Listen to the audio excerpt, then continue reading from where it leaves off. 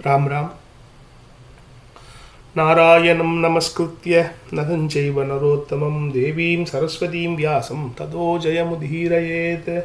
व्यासं वसिष्ठनप्तारं शक्तेर्पौत्रमकल्मषं पराशरात्मजं वन्दे சுகதாதம் தபோநிதிம் வாணியை சரண் புகுந்தேன் அருள் வாக்களிப்பாள் எனதிடம் மிகுந்தேன் பேணிய பெரும் தபத்தாள் நிலம் பெயரளவும் பெயர் பெயராதாள் பூணியல் மார்பகத்தாள் ஐவர் பூவை திரௌபதி புகழ் கதையை வாணியல் தமிழ் பாட்டால் நான் வகுத்திடக் கலைமகள் வாழ்த்துகவே.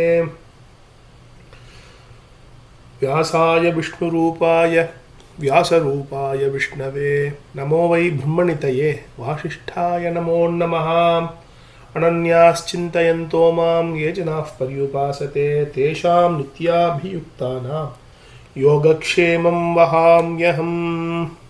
सदा सर्वत्र गोविन्दनाम संकीर्तनं गोविन्द गोविन्द।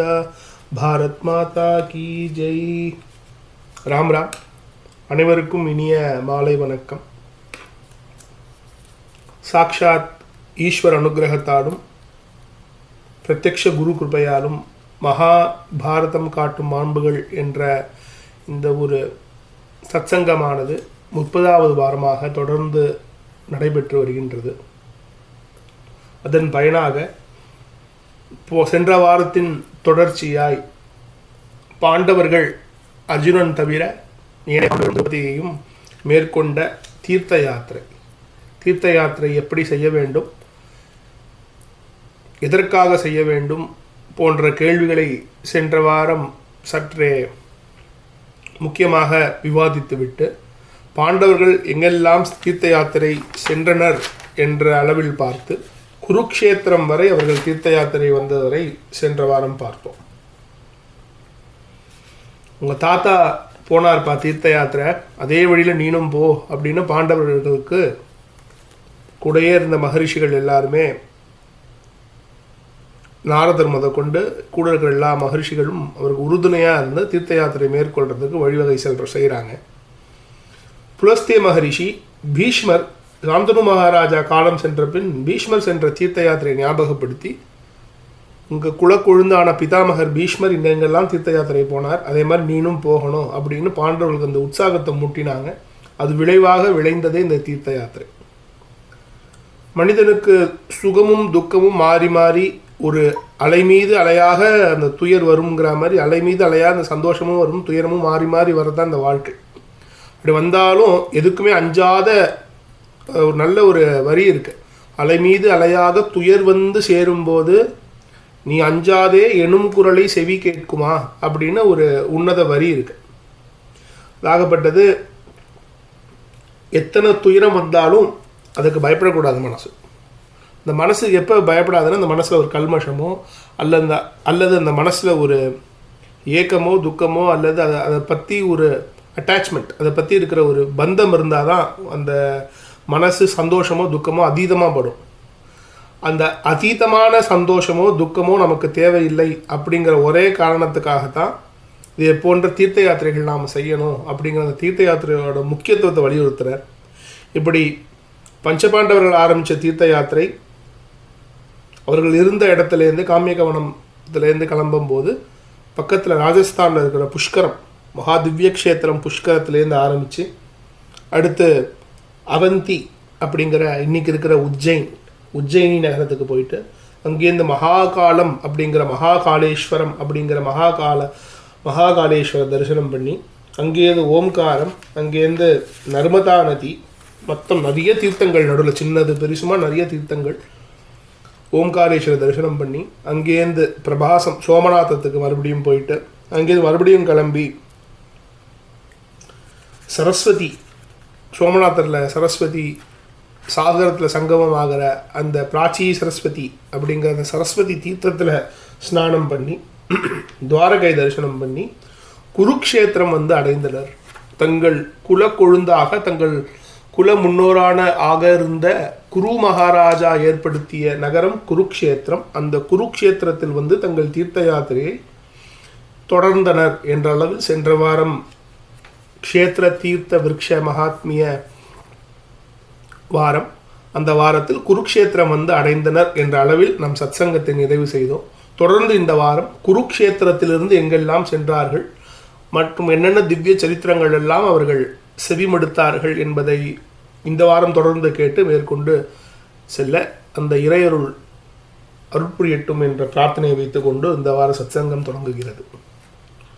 குருக்ஷேத்திரம் போன வாரமே சொன்னோம், திருநாளை போவார் அப்படிங்கிற ஒரு உன்னத நாயன்மாரை சொல்லி குருக்ஷேத்திரம் கமிஷ்யாமி, நான் குருக்ஷேத்திரம் போகிறேன்னு சொல்லிட்டு இருந்தாலே ஏவம் சததம் ப்ரூயாத் சர்வ பாபை பிரமுச்சதே, இப்படி சொல்லிட்டு இருந்தாலே சர்வ பாபங்கள் போகும்.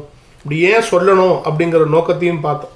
இந்த மனசில் அந்த ஆசை தொடர்ந்து ஒரு கொழுந்து விட்டு எரியறதுக்கு இதே மாதிரி போகணும்னு சொல்லிட்டு போகாமல் மட்டும் இருக்கக்கூடாது, போகிறதுக்கு உண்டான முயற்சிகளும் எடுக்கணும். ஆனால் அதை நம்ம ஒரு கோல், அதை நாம் ஒரு பயனாக அதை நாம் ஒரு இலக்காக வச்சுட்டு நம்மளோட வாழ்க்கையை தொடங்கணும், வாழ்க்கையை பயணிக்கணும் அப்படிங்கிறத குருக்ஷேத்திரத்தை வச்சு நம்ம இது பண்ணோம். இதே குருக்ஷேத்திரத்துக்கு இன்னொரு திவ்யமான ஒரு மகாத்மிய ஸ்லோகம் இருக்குது. குருக்ஷேத்திரத்தோட தூளி, அந்த மணல் துகள் நம்ம மேலே தலையில் பட்டாலுமே நமக்கு அந்த மோட்சம் கொடுக்கும். அப்படிப்பட்ட உன்னத க்ஷேத்திரம் குருக்ஷேத்திரம். அது ஏன் குருக்ஷேத்திரத்துக்கும் இந்த சிறப்பு அப்படின்னா, எல்லா திவ்ய க்ஷேத்திரங்களுக்கும் நிறைய சிறப்புகள் இருக்குது, இதே போன்ற சிறப்புகள் இருக்குது பாரத வருஷத்தில்.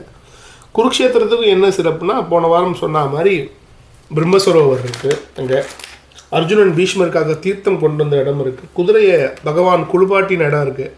நமக்கு எல்லாருக்கும் இந்த வினயத்தை கொடுக்குற இடம் இந்த குருக்ஷேத்திரத்தில். அந்த இடத்துக்கு போய் பார்த்தாலே எல்லா செயற்கரிய செயல்களையும் செஞ்ச அந்த கிருஷ்ண பரமாத்மாவே ஒரு குதிரையை குளிப்பாட்டினா அப்படிங்கிற அந்த இடத்த காமிக்கும் போது நமக்கு தானாகவே அந்த ஒரு வினய பாவம், அந்த சாந்த பாவம் நம்ம மனசில் ஏற்படணும், இந்த மனசு அமைதி பெறணும். அதே மாதிரி இடத்துக்கெல்லாம் போகணும். தர்மக்ஷேத்திரே குருக்ஷேத்திரேன்னு பகவத்கீதை ஆரம்பிக்கிற இடம், அந்த இடம் அங்கே இருக்குது. பகவத்கீதா உபதேசமான இடம் இருக்குது. அப்படி பகவத்கீதையிலே ஆரம்பமே குருக்ஷேத்திரத்தோட மகாத்மியம் சொல்லி தான் பகவத்கீதையே ஆரம்பிக்கிறது. அப்படிப்பட்ட ஒரு உன்னத தர்மக்ஷேத்திரம் குருக்ஷேத்திரம். இந்த குருக்ஷேத்திரத்துக்கு இவ்வளோ மகாத்மிய ஸ்லோகம் இருந்தாலும், இந்த குருக்ஷேத்திரத்தில் இருக்கிற இன்னொரு மிகப்பெரிய ஒரு முக்கியத்துவமான நிகழ்வு என்னென்னா பரசுராமர். இதுக்கு பரசுராம க்ஷேத்திரம்னு ஒரு பெயர் இருக்குது.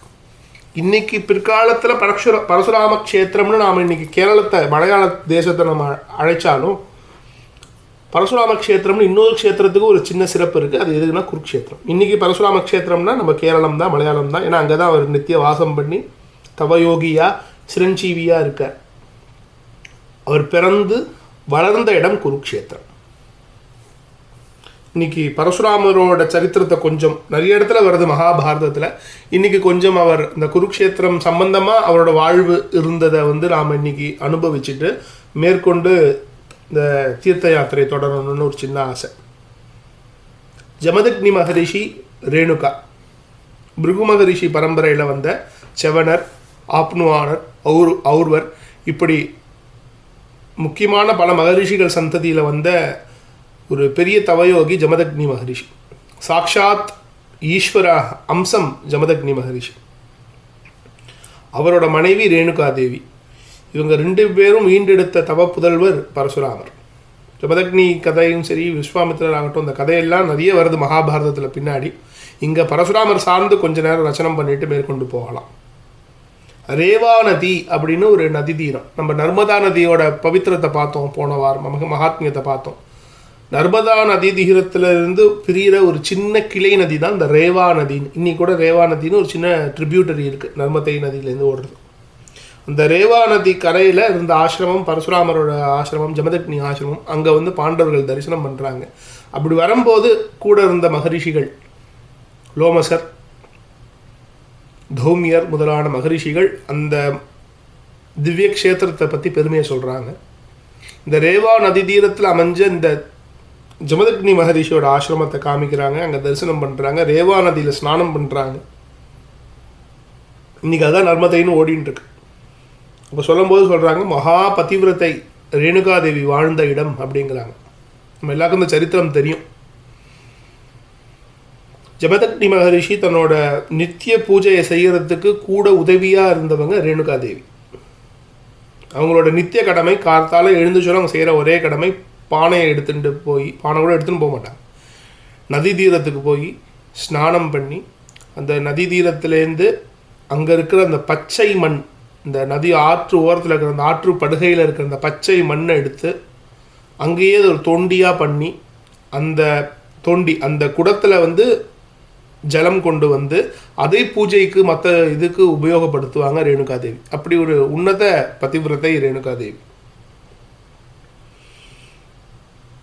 ஒரு நாள் போகும்போது சித்திரரதன் அப்படிங்கிற ஒரு கந்தர்வன் தன்னோட பத்னிகளோட தன்னோட மனைவிகளோட சேர்ந்து அங்கே இருக்கிற அந்த ரேவா நதி தீரத்தில் விளையாடின்னு இருக்கான், ஜலக்கிரீடை பண்ணின்னு இருக்கான். சமீபத்தில் ஒரு திரிஞ்ச ஒரு கொச்சையான ஒரு வார்த்தை ஜலக்கிரீடைங்கிற ஒரு வார்த்தை ரொம்ப இன்னைக்கு கொச்சைப்படுத்தி ஒரு சின்ன ஒரு குறுகிய ஒரு கண்ணோட்டத்தில் இன்னைக்கு அந்த ஜலக்கிரீடை அப்படிங்கிற வார்த்தை நாம் இன்னைக்கு பார்க்க ஆரம்பிச்சிட்டோம். உண்மையான ஜலக்கிரீடை அப்படிங்கிற வார்த்தைக்கு என்ன அர்த்தம்னா வாட்டர் கேம், அவ்வளோதான். தண்ணியில் விளையாடுறது, தண்ணியில் இறங்கி விளையாடுறது. நம்மளோட சொல்கிறது குழந்தை தண்ணீரில் குளிக்கிறது, யானை தண்ணீரில் குளிக்கிறது, தண்ணீரில் தன் முகம் பார்க்கறது, கண்ணாடியில் தன் உருவத்தை பார்க்கறது, இதெல்லாம் அழகு, இதெல்லாம் மனசை கவரக்கூடியது. இதில் ஒரு சின்ன ஆபத்தும் இருக்குது. இதிலேயே மனம் லயிச்சு மனம் காணா போகிற அளவுக்கு நமக்கு நம்மளை அறியாமையே ஒரு ஆனந்தத்தை கொடுக்கக்கூடிய, நம்மளை நாமே மறக்கக்கூடிய அளவுக்கு ஒரு சந்தோஷத்தை கொடுக்கக்கூடிய நிகழ்வுகள் இது எல்லாமே. ஒரு குழந்தை தண்ணியில் விளையாடுறதையோ அல்லது மனிதர்கள் தண்ணீரில் விளையாடுறதோ யானைகள் தண்ணீரில் குளிக்கிறத பார்த்தாலே மனசு அப்படி சாந்தமாக ஒரு அமைதியாக மாறும். என்ன அந்த அமைதி ஒரு இடத்துல நிற்கணும். அதே நீடித்த அமைதியும் ரொம்ப நேரத்துக்கு பிறகு கஷ்டம்தான். மனம் காணாமல் போயிடும் அந்த இடத்துல. வாழ்க்கை பயனை தொலைத்தவர்கள் ஏராளம். இதே மாதிரி சின்ன சின்ன ஆசைகள், சின்ன சின்ன ஒரு ஆனந்தத்தையே பெரிய ஆனந்தமாக நினச்சி கண்ணாடி முன்னாடி நின்று நம்ம முகம் பார்க்குறது. நம்ம வீட்டிலலாம் சாதாரணமாகவே கண்ணாடி முன்னாடி நின்று ஏதாவது ஒரு கொஞ்ச நேரத்துக்கு முன்னாடி இருந்தாங்கன்னா என்னென்ன பெருசாக கண்ணாடியில் நின்று நேரத்தை வீணாக்கிறேன்னு முதல்ல திட்டுவாங்க பெற்றோர்கள். கண்ணாடி முன்னாடி நின்றாலே சின்ன பசங்களை திட்டி அனுப்புவாங்க பெற்றோர்கள் நம்ம வீட்டிலலாம்.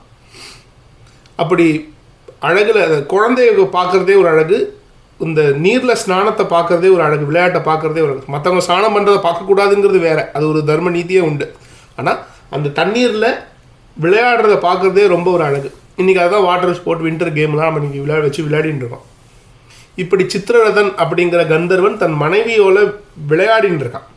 அந்த விளையாடுறதை பார்க்கறதுல மனம் லயிச்சு நேரம் கொஞ்சம் கடந்து போகுது, அவ்வளோதான். ரேணுகாதேவிக்கு இங்கே நடக்கிறது அவ்வளோதான்.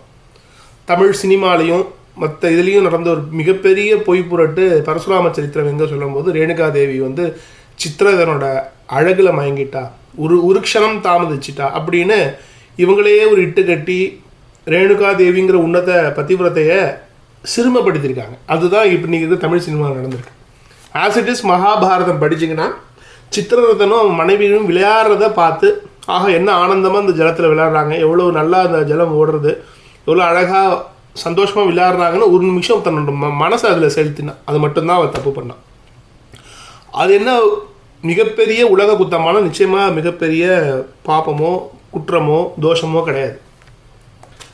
ஒரு நிமிடம் மனசை செலுத்தினா அதுக்கப்புறமேல் தன் வேலையை செய்கிறதுக்கு அந்த பச்சை மண்ணை எடுத்து தோண்டி அந்த குடம் செய்கிறதுக்கு முற்பட்டால் ரேணுகாதேவி குடம் வரலை. எடுக்க எடுக்க அந்த மண்குடம் மண்ணாகவே இருந்ததே தவிர மண் குடமாக மாறலை. இந்த இடத்துல இன்னும் ஒரு மிகப்பெரிய ஒரு பொய், ஒரு புரட்டு, தேவையில்லாத ஒரு மிஸ்இன்டர்பிரிட்டேஷன் நம்மளோட தமிழ் சினிமாலையும் சரி, இந்த சில ஆன்மீக பெரியவர்கள்னு சொல்கிற இந்த தமிழில் சில உபன்யாசம் பண்ணுறவங்களுமே என்ன பண்ணுறாங்கன்னா ரேணுகாதேவியோட பதிவிரத்தியத்துக்கு வந்து பாத்திவிரத்தியத்துக்கு ஒரு சின்ன இழுக்கு ஏற்பட்டுருது இந்த இடத்துல அப்படி இப்படிங்கிறாங்க. அதெல்லாம் ஒன்றுமே கிடையாது. இங்கே பதிவிரதம், இந்த பாத்திவிரத்தியம், பதிவிரதைனா என்ன அப்படிங்கிறதுக்கு பொருள் பார்த்துட்டு மேற்கொண்டு போகணும்னு சின்ன ஆசை. நம்ம தேசத்தில் தோன்றின எல்லா பெண்களும் பதிவிரதைகள். அவரோட ஒரு உன்னத தேசம் இது. ஆனால் கலாச்சாரம் அப்படிங்கிற அந்த ஒரு வேலி, கலாச்சாரம் அப்படிங்கிற ஒரு காப்பு அவங்கள காப்பாற்றின்னு இருக்கு. அதனால் இந்த தேசத்தில் தோன்றின சனாதன தர்மத்தில் நாட்டம் உள்ள எல்லா பெண்களும் பதிவிரதைகள். ஆனால் நம்ம அம்மாலேருந்து, நம்ம சகோதரியிலேருந்து, நம்ம மனைவியிலேருந்து ஆரம்பித்து எவ்வளவோ தலைமுறைக்கு முன்னாடி, ஜென்மாக்களுக்கு முன்னாடி வாழ்ந்த சீதா, தாரா, மண்டோதரி வரைக்கும் இந்த சனாதன தர்மத்தில் ஊன்றியிருந்தவங்க எல்லாருமே பதிவிரதைகள். ஆனால் நம்ம இந்த பதிவிரதைகள், நம்ம உன்னத பதிவிரதைகள், நம்ம ஒரு ஸ்லோகம்லாம் சொல்லிகிட்டு இருக்கோமே, அவங்களுக்கும் நம்ம வீட்டு பெண்டிருக்கும் எது அது வேறுபடுத்தி காமிக்கிறதுனா தப்போ வலிமை. அதுதான் அவங்கள வேறுபடுத்திக்காங்க. எல்லாருமே பதிவிரதை. சொல்லப்போனால் எப்படி தீர்த்த யாத்திரை மேற்கொள்கிறது நமக்கு ஒரு சுபாவமாக ஒரு குணமாக இருக்கோ, இந்த பாத்திவிரத்தியம் அப்படிங்கிற இந்த பதிவிரதா தன்மைங்கிறது ஒரு குணமாக இருக்குது நம்ம நாட்டில் எல்லா பெண்களுக்கும். அப்படிப்பட்ட குணம் அதோடு சேர்ந்த ஒரு தப்போ வலிமை தான் ரேணுகாதேவி மாதிரி ஒரு உன்னத அதிதி மாதிரி ஒரு உன்னத பதிவிரதைகளை நமக்கு இந்த தேசம் கொடுக்குறது. ஆக இங்கே பதிவிரதா தன்மைக்கு, இந்த பாத்திவிரத்தியத்துக்கு எந்த ஒரு பங்கமும் ஏற்படலை ரேணுகாதேவிக்கு. மாறாக அவங்களோட கான்சன்ட்ரேஷன், அவங்களோட தப்போ வலிமை, அவங்களோட சித்த சுத்தி கொஞ்சம் கம்மியாகிடுது. ஒரு விளையாட்டில் கவனத்தை செலுத்தும் போது அவங்க கவனமாக செய்ய வேண்டிய ஒரு காரியம் தடைப்பட்டு போனதால் அந்த காரியத்தை மேற்கொண்டு அவங்களால முழுதாக பூர்த்தி பண்ண முடியல. அதனால தான் அங்கே கூட வரலையே தவிர அவங்களோட பதிவிரதா தன்மைக்கு எந்த ஒரு பங்கமும் வரல.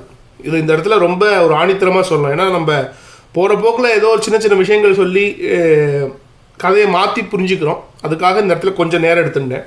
இப்படி ஒரு சின்ன பங்கம் வரதால அந்த கான்சன்ட்ரேஷன், அந்த கவனக்குறைவு அங்கே ஏற்படுறது, மேற்கொண்டு அவங்களால அந்த தொண்டியை செய்ய முடியல. இந்த மகாபதிவிரதைகளுக்கு இந்த தப்போபலம் தான் வேறுபடுத்தி காமிக்கிறதுன்னு சொன்னோம். இந்த தப்போபலம் நஷ்டமானதால் எவ்வளவோ கஷ்டப்பட்டு உருவான தப்போபலம் ரேணுகாதேவிக்கும் ஜமதக்னி அருளை பண்ணது, ஜமதக்னியோடு சேர்ந்து வாழ்ந்ததால் அந்த தப்போபலம் ஏற்பட்டது.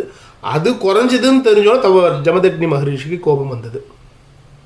சின்ன சின்ன சின்ன விஷயங்களுக்கெல்லாம் கோபக்காரர் அவர். ஏன்னா ருத்ர அம்சமாச்சே அவர். இப்படி இதுதான் நடந்துன்னு இருக்கு. இப்போ இங்கே ரெண்டு முக்கியமான கேள்வி.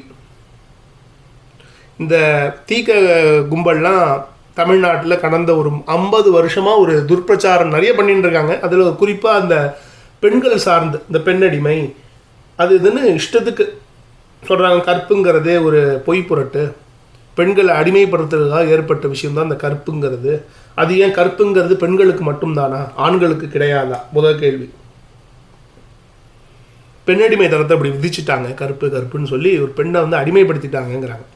அது எவ்வளவு பொய்ன்னு இந்த சின்ன சரித்திரம் பார்த்தாலே நமக்கு புரியும். இந்த பதிவிரதை நம்ம சொல்கிறோமே தவிர என்னைக்காவது புருஷனுக்கு அந்த கற்புங்கிறது சொல்லியிருக்கோமா? அவர்களை வந்து இதே மாதிரி விரத்தர்கள் நம்ம சொல்லியிருக்கோம்னா நிச்சயமாக சொல்லியிருக்கோம். அதை எடுத்து சொன்னதில்லை யாரும் பதிலாக. அல்லது இவங்களுக்கு தெரிஞ்சும் தெரியாமல் இருந்திருக்காங்க. ஒரு உன்னத ஸ்திரீ, நம்ம நாட்டோட தர்மமே ஒருவனுக்கு ஒருத்திங்கிறது சுபாவமான தர்மம். சத்திரியர்களுக்கும் இன்ன பிற மக்களுக்கும் சில சந்தர்ப்பங்களில் சில காரண காரியங்களுக்காக தான் பலதார திருமணங்கள் விதிக்கப்பட்டிருக்கே தவிர, தேவதா மூர்த்திகளுக்கெல்லாம் அந்த சக்தி ஸ்வரூபமான இருக்கிற அந்த பரபிரம்மமாக இருக்கிற அந்த ஒரு பரபிரம்மத்துக்கு இருக்கிற ஒரே வெளிப்பாடு தான் அந்த பல தேவதைகளே தவிர, ஒருவனுக்கு ஒருத்திங்கிறது இந்த நாட்டோட பண்பு, நாட்டோட அடிப்படை மாண்பு.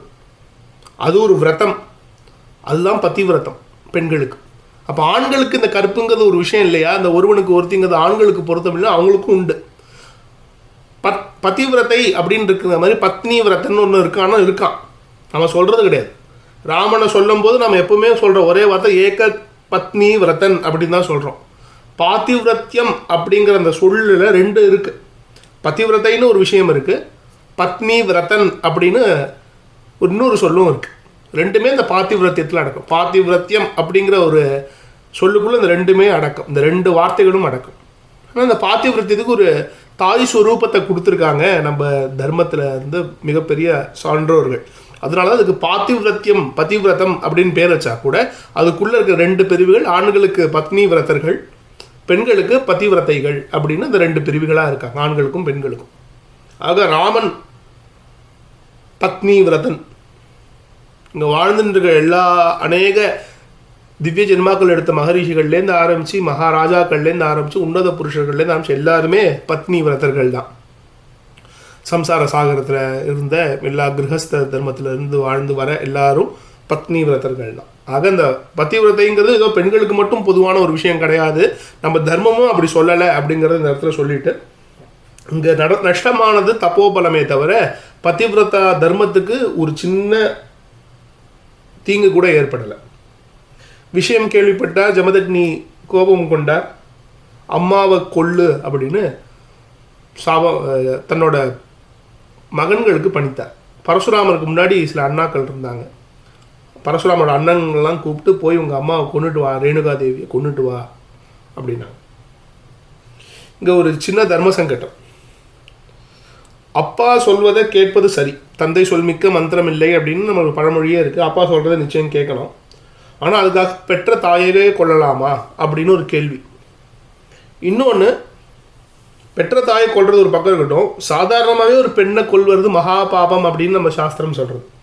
அப்போ தாயை கொள்வது எவ்வளோ பெரிய பாபம் நம்ம பார்க்கணும். அதுக்காக ஒரு தாயை கொள்ளலாமா? அப்பா இது எல்லாத்துக்கும் தாண்டி அப்பா எது சொன்னாலும் கேட்கணுமா? ஒரு தர்ம விரோதமாக ஏதாவது ஒரு விஷயம் சொன்னாலும் அதை கேட்கணுமா அப்படின்னு இன்னொரு கேள்வி இடல். நியாயம் எதுவோ அதை தான் நாம் செய்யணும். எல்லாத்துக்கும் தலையாட்டக்கூடாது. அப்பாவே ஆனாலும் அப்பா தவறாக ஒரு தர்மத்திலேருந்து வழுவி நின்று சொன்னார்னா அதை செய்யக்கூடாது. ஆனால் பரசுராமர் இங்கே செஞ்சார், மற்ற பசங்க செய்யலை. மற்ற பசங்களை பஸ்மமாக்கிட்டார் ஜமதக்னி மகரிஷி. இங்கே நியாயமில்லாத ஒரு விஷயத்தை பரசுராமர் சொன்னாரான்னா அது வெளிலேருந்து பார்க்கறதுக்கு ஒரு நியாயமில்லாத ஒரு விஷயம், தர்மம் இல்லாத ஒரு விஷயம், ரொம்ப மகா பாபமான விஷயம் தோன்றினால் கூட இந்த ரேணுகா தேவி அப்படிங்கிற அந்த உன்னத பதிவிரத்தையோட மாண்பை தூக்கி காமிக்கிறதுக்கும் பரசுராமர் அப்படிங்கிற கிடைத்ததற்கு அரிய ஒரு பொக்கிஷத்தோட பெருமையை இந்த உலகத்துக்கு நிலைநாட்டுறதுக்கும் இந்த ஜமதக்னி பண்ணது தான் இந்த விஷயம். தன் தாயை அவனோட அம்மாவை கொள்ளு அப்படின்னார். இந்த இடத்துல ராமாயணத்துக்கு போனால், ராமாயணத்தில் ரொம்ப ஒரு அழகிய கட்டம். இதை இன்னும் 2-3 இடத்துல சொல்லியிருக்கோம் நம்ம மகாபாரதம் முன்னாடி பின்னாடி. கௌசல்யை கேட்குறா ராமனை பார்த்து, ஹே ராமா, உங்கள் அப்பா காட்டுக்கு போனான்னு சொல்லிட்டார், அப்பா காட்டுக்கு போக சொல்லிட்டாருமா, நான் காட்டுக்கு கிளம்பின்னு இருக்கேன்னு பர்மிஷன் வாங்குறது கௌசல்யா தேவி கிட்ட ராமர் நிற்கிறார். நீ காட்டுக்கு போகக்கூடாது. வேதத்தில் ஸ்ருதியில் மாத்ருதேவோ பவனும் முதல்ல தாயை பற்றி தான் வருது. தாய் சொன்னாலும் நீ கேட்கணும். அம்மாவா நான் சொல்கிறேன் நீ காட்டுக்கு போகாத, அப்பா சொல்கிறத மற்ற யார் சொல்கிறது நீ கேட்காத, நீ காட்டுக்கு போகாத, நான் ஆர்டர் போடுறேன் அப்படிங்கிறார். இந்த தர்ம சாஸ்திரத்தை சொல்லி கௌசல்யா தேவி ராமனை. ராமர் அதுக்கு திருப்பி பதில் சொல்கிறார். நீ சொல்கிறதெல்லாம் கேட்கறதுக்கு ரொம்ப சந்தோஷமாக இருக்குது. ஆனால் ஒரு தந்தை, ஒரு ராஜாவாக இருக்கிற ஒருத்தர், ஒரு தந்தையாக இருக்கிற ஒருத்தர் ஒரு ஆணை பிறப்பிச்சார்னா அதை தலைமையில செய்ய வேண்டியது மகனோட கடமை. அதுக்கு ஒத்துழைப்பு கொடுத்து அதை நடத்தி கொடுக்க வேண்டியது, அது ஆணுகூல்யம் பண்ணி கொடுக்க வேண்டியது தாயோட கடமை. தாயையே மடக்கினார் இன்னொரு தர்மசாஸ்திரம் சொல்லி ராமர். ஆக எது பண்ணாலும் அது பின்னாடி ஒரு சூக்ஷ்மம் தெரியணும். அந்த இடத்துல யோசிச்சார் ராமர். யோசிச்சார். எதை யோசிச்சார்னா அம்மா சொல்கிறது ஏன் தப்புன்னு யோசிச்சாரே தவிர அந்த கொடுத்த செயலை பற்றி ஒரு வாட்டியோட சிந்திக்கல ராமர். இங்கே பரசுராமரும் அப்படியே தான் பண்ணார். மற்ற மகன்கள் சற்று தாமதிச்சு நின்றாங்க, பஸ்மமானாங்க. பரசுராமர் ஒரு தாமதமும் பண்ணலை. ஏன் தாமதிக்கலைங்கிறது கொஞ்ச நேரத்தில் பார்க்கலாம். தன்னோட பரசுவை எடுத்து கொண்டு போய் தன் தாயோட தலையை கொய்து கொண்டு ஜமதக்னி மகரிஷி காலில் கொண்டு போடுறார் பரசுராமர். இப்போ ஜமதக்னி மகரிஷி கேட்குறார், ஒரு 3 வரம் தரேன், உங்களுக்கு என்னென்ன வேணுமோ வரம் வாங்கிக்கோ, ரொம்ப மனசு சந்தோஷமாக இருக்குங்கிற. ஜமதக்னி மகரிஷிக்கு நல்லாவே தெரியும் அம்மா உயிரோடு கொடுன்னு குழந்தை கேட்பான்னு தெரியும். இந்த இது நடத்தி காமிக்கிறதுக்காக தான் ஜமதக்னி மகரிஷி பண்ண சின்ன ஒரு லீலை இந்த திருவிளையாடல் தான் இந்த நிகழ்வு. முதல் வரம், என் அம்மாவை உயிரோடு எனக்கு திருப்பி கொடு.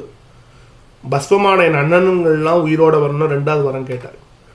3வதாக ஒரு வரம் கேட்டார்னு மகாபாரதம் குறிப்பிடுறது. நான் வெட்டினது என் தாய்க்கு ஞாபகமே இருக்கக்கூடாதுங்கிறார். இன்னும் ஒரு உன்னத குழந்தை.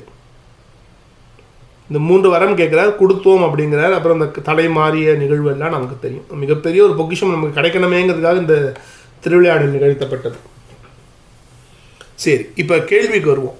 பரசுராமர் ஒரு தவறான செயல்னு தெரிஞ்சும் ஏன் செய்தார்? தன் தாயை கொன்றாருன்னா அப்பாவோட தபோபலம் தெரியும், அம்மாவோட அருமை தெரியும். அந்த 2 விஷயமும் மனசில் ஆழமாக இருந்ததால தான் துணிந்து அந்த செயலை செய்தார். எல்லாத்தையும் தாண்டி ரேணுகா தேவி மகா பதிவிரதை.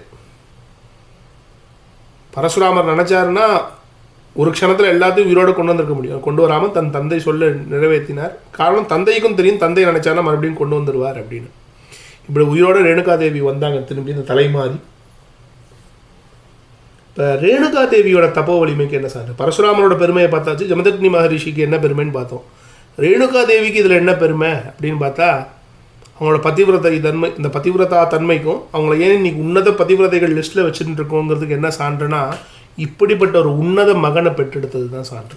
ஈன்ற பொழுதில் பெரிதுபக்கும் தன் மகனை சான்றோன் என கேட்டத்தாங்கிறாங்க பார்த்தீங்களா? அந்த சான்றோனுக்கு சான்றோனா பிரம்ம தத்துவத்தை புரிகிற மாதிரி சத்திரிய தர்மம்னா என்னன்னு காமிக்கிற மாதிரி தோன்றின ஒரு உன்னத தவ புதல்வர் பரசுராமர். மகா அவதாரம் பரசுராமர், விஷ்ணுவோட அவதாரங்களில் முக்கியமான அவதாரம் பரசுராமர். அப்படிப்பட்ட பிருகுராமரை பெற்றெடுத்த மணிவயிறு வாய்த்தவளேன்னு நம்ம கௌசல்யாவை சொல்கிறோமே, அப்படி தன் மணிவயிறில் வார்த்தவர் பெற்றெடுத்தவள் ரேணுகாதேவி. குடல் விளக்கம் செய்த கோவிந்தனேன்னு இங்கே நம்ம தமிழில் நம்ம கொண்டாடுறோமே, அதே மாதிரி கடைசி குழந்தை குடல் விளக்கம். அந்த குடல் அதுக்கப்புறமேலு அந்த அந்த கர்ப்பம் வேறு எதுவும் தரிக்கலை, கடைசி குழந்தையை தவிர பவித்திரமான திவ்ய குழந்தை. அதோட மொத்த தன் உடலுக்குள்ளே இருக்கிற எல்லா மாயாமலமும் அகண்டு போச்சு பரசுராமரோட அவதாரத்திலேருந்து ரேணுகாதேவிக்கு. அப்படிப்பட்ட ரேணுகாதேவிக்கு பரசுராமர் வந்து பிறந்தாரே குழந்தையா, அதுதான் ரேணுகாதேவி செஞ்ச பதிவிரதா பலர். ரேணுகாதேவியை ஏன் பதிவிரதைன்னு நம்ம கொண்டாடுறோம்னா, ஜமதக்னி மகரிஷிங்கிற ஈஸ்வர ஸ்வரூபமாக இருக்கிற மகரிஷிக்கு பத்னியாக இருக்கிறது மட்டும் இல்லை, பரசுராமருக்கே தாயாக இருந்ததால் ரேணுகாதேவிக்கு பெருமை. இன்றைக்கும் இந்த ரேணுகா தீர்த்தமும் குருக்ஷேத்திரத்தில் இருக்குது. இந்த சரித்திரத்தை அவங்களுக்கு சொல்கிறாங்க. தலை மாறியதால், இந்த வெட்டும்போது தலை மாறினால தான் மாரியம்மன் அப்படின்னு பேர். ஏதோ இது தமிழ்நாட்டு கதைன்னு நாம் இன்றைக்கி தூர ஒதுக்கிட்டு போயிட முடியாது. இது மகாராஷ்டிரத்துலேயும் இருக்கிற கதை, மத்திய பிரதேசத்துலேயும் இருக்கிற சரித்திரம். இது எல்லா இடத்துலையும் சொல்கிற சரித்திரம் இந்த ரேணுகாதேவி சரித்திரம். ரேணுகாங்கிற பெயர் வந்து தமிழ்நாட்டு பெயர் மட்டும் கிடையாது, வடக்கில் நிறைய பெண்களுக்கும் இந்த ரேணுகை அப்படின்னு தான் பேர். ரேணுபாய் அப்படின்னு நீங்கள் பார்த்தீங்கன்னா மகாராஷ்டிரத்துலேருந்து ஆரம்பித்து ரேணுபாய்னு ஒரு சந்தே இருந்தா. இதை தாண்டி எல்லா இடத்துலையும் இந்த ரேணு அப்படிங்கிற பெயர், ரேணுகா தேவி, ரேணுகா, ரேணுபாய் அப்படிங்கிற பெயர் வந்து எல்லா இடத்துலையும் உண்டு. இங்கே இன்னொரு சின்ன ஒரு அழகான ஒரு விஷயம் சொல்லணும். இந்த மாரியம்மனா வீட்டில் இருக்கா இன்றைக்கி ரேணுகா தேவி. அந்த கதை எல்லாருக்குமே தெரியும், அது புராணங்கள்லாம் நிறைய இடத்துல வருது. பரசுராமருக்கும் ரேணுகா தேவியோட பந்தத்தை நிலைநிறுத்துகிற மாதிரி இன்னொரு ரசமான சம்பவம் எதுனா, இன்றைக்கி கூட நம்ம சமயபுரத்தில் பார்க்கலாம். சமயபுரத்தில் குழுவீட்டுன்னு இருக்கா சமயபுரத்தாள் அப்படிங்கிற மகாமாயா. சமயபுர மாரியம்மனுக்கு இன்றைக்கும் சீர், பிரசாதம், வஸ்திரம் எல்லாம் ஸ்ரீரங்கத்துலேருந்து வரும். ஒவ்வொரு வாட்டியும் ஸ்ரீரங்கத்தில் உற்சவம் முடிந்த பின் சீர் கொடுத்து, வஸ்திரம் கொடுத்து, பிரசாதம் கொடுத்து அனுப்புறது ஸ்ரீரங்கத்துக்கு. இங்கே கூட பிறந்த தமக்கை அப்படிங்கிறதால மகாவிஷ்ணுவே கொடுத்தார் அப்படின்னு சொன்னாலும், பூர்வ அவதார தாய் பரசுராமர் அப்படிங்கிற தாய்க்காக தாய் பெற்றெடுத்த பிள்ளை பரசுராமர். இந்த பரசுராம ஸ்வரூபமாக இருக்கிற ரங்கநாதர் தன்னோட தாய்க்கு வஸ்திரங்கள்லேருந்து எல்லாத்தையும் கொடுத்து அனுப்புகிறார் அப்படின்னு சொல்லணும். ஆக ஸ்ரீரங்கத்துக்கும் சமயபுரத்துக்கும் லிங்க் மகாபாரதத்தில் இருக்குது. இன்றைக்கி இப்படி தான் நடந்துட்டுருக்கு. சமயபுர யாத்திரை போகிறவங்களும் இப்படி தான் கிளம்புறாங்க. ஸ்ரீரங்கத்துலேருந்து சமயபுரம், சமயபுரத்துலேருந்து ஸ்ரீரங்கம்லாம் பாதசாரியாக போகிற பக்தர்கள் நிறைய பேர் இருக்காங்க இன்றைக்கி. இப்படி இன்றைக்கும் தொடர்ந்து இது ஒரு நிகழ்வாக, ஒரு கொண்டாட்டமாக, ஒரு உற்சவமாக நடந்துருக்கு ஸ்ரீரங்கத்துலேருந்து சமயபுரத்துக்கு இந்த சீர் கொண்டு போகிறது. ஏன்னா அந்த அம்மா மேலே இருக்கிற பாசம் இன்றைக்கும் பரசுராமருக்கு இருக்குது. இந்த சரித்திரம் பரசுராமரோட திவ்ய சரித்திரம் சொல்கிறாங்க. மேற்கொண்டு காமதேனு, அந்த நந்தினி, அந்த பசு மாட்டை கவர்ந்து போனது, கார்த்தவீரிய அர்ஜுனனை வதம் பண்ண கதையெல்லாம் அந்த பரசுராமரோட சரித்திரத்தில் வருது. கார்த்தவீரியார்ஜுனனை பற்றி கொஞ்சம் வாரங்களுக்கு முன்னாடி மகாபாரதத்தில் பார்த்தோம். இந்த கார்த்தவீரியார்ஜுனன் அப்படிங்கிற ஒரு ராஜா, யாதவ ராஜா, இந்த ஆசிரமத்துக்கு வரான், ஜமதக்னி ஆசிரமத்துக்கு வரான். ஜமதக்னி ஆசிரமத்தில் ஒரு பசுமாடு இருக்குது, காமதேனு. இந்த காமதேனுவை வச்சு எல்லாருக்கும் உணவு கொடுக்குறாங்க. உணவு எல்லா விதவிதமான பஞ்சபக்ஷ பரமான்னங்களோட நல்ல சாப்பாடு போடுறாங்க. அதை நல்லா சாப்பிட்டுட்டு ரொம்ப சந்தோஷமாக இருக்கான் அந்த ராஜாவும் அவங்க கூட வந்தவர்களும். கார்த்தவீரியார்ஜுனனுக்கு ஒரு சின்ன ஆசை. நம்மளே பார்த்தோம் தர்மசாஸ்திரம் படி, ரத்னஹாரி ராஜா ரத்னஹாரீச்ச பார்த்திவஹா அப்படின்னு தர்மசாஸ்திர விதியே இருக்குது. நல்ல உயர்ந்த விலை மதிப்பில்லாத ஒரு விஷயம்னு இருக்குன்னா அது ராஜாவுக்கு சொந்தம் அப்படின்னு தர்மசாஸ்திரம் இருக்குது. அதை ஒரு குயுக்தியாக, அதை ஒரு தவறாக பயன்படுத்தி, இந்த பசுமாடை எனக்கு கொடு, இந்த பசு நான் தான் நீங்கள் எடுத்துகிட்டு போவேங்கிறார். அப்பா, பசுக்களை தானம் பண்ண வேண்டியது ராஜாவோட கடமை ரிஷிகளுக்கு. நீ ரிஷிக்கிட்டே பசுமாடை பிடுங்கிட்டு போறியே அப்படின்னு கார்த்தவீரியார்ஜுனனை பார்த்து கேட்குறார் ஜமதக்னி மகரிஷி. அதெல்லாம் கிடையாது, இவ்வளோ ஒரு உன்னத பொருள்லாம் ஒன்ட்ட இருந்து நீ யாகம் பண்ணுறதுக்கும் நீ பூஜை பண்ணுறதுக்குமா அந்த பாலும் நெய்யும் எனக்கு பயன்படணும், இதை வச்சு நான் ஊருக்கே சாப்பாடு போடுவேன் அப்படி இப்படின்னு அவன்கிட்ட எடுத்துகிட்டு போகணும், பிடுங்கிட்டு போகணும்.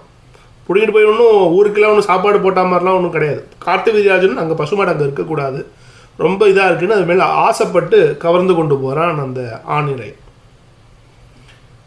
தன்னோட அப்பாவோட தப்போ வலிமைக்கு ஒரு பங்கம் ஏற்படுற மாதிரி, அவரோட நித்திய பூஜைகளுக்கு ஏற்படுற மாதிரி ஒரு சம்பவம் நிகழ்ந்ததுங்கிற ஒரு கோபம் ஒரு பக்கம் இருந்தாலுமே, ரிஷிகள் ராஜாக்களை நம்பி வாழ்பவர்கள். ஒரு ராஜாவே தன்னோட மக்களை ஏமாத்துறானே, ஒரு ஆட்சியாளர்களே தன் மக்களை ஏமாத்துறாரே அப்படிங்கிற ஒரு உன்னத தார்மீக கோபம் பரசுராமருக்கு வந்தது. இங்கே ராஜா மக்களை ஏமாத்துறான் அப்படிங்கிறத தாண்டி கார்த்தவீர்யார்ஜுனன் ஒன்றும் நல்ல ராஜாலாம் கிடையாது. மக்களை ரொம்ப கொடுமைப்படுத்தி அவதி கொடுத்த ஒரு ராஜாவில் ஒருத்தர். அவன் மட்டும் இல்லை, அப்போ நிறைய ராஜாக்கள் அந்த வேலையை பார்த்துட்டு இருந்தாங்க.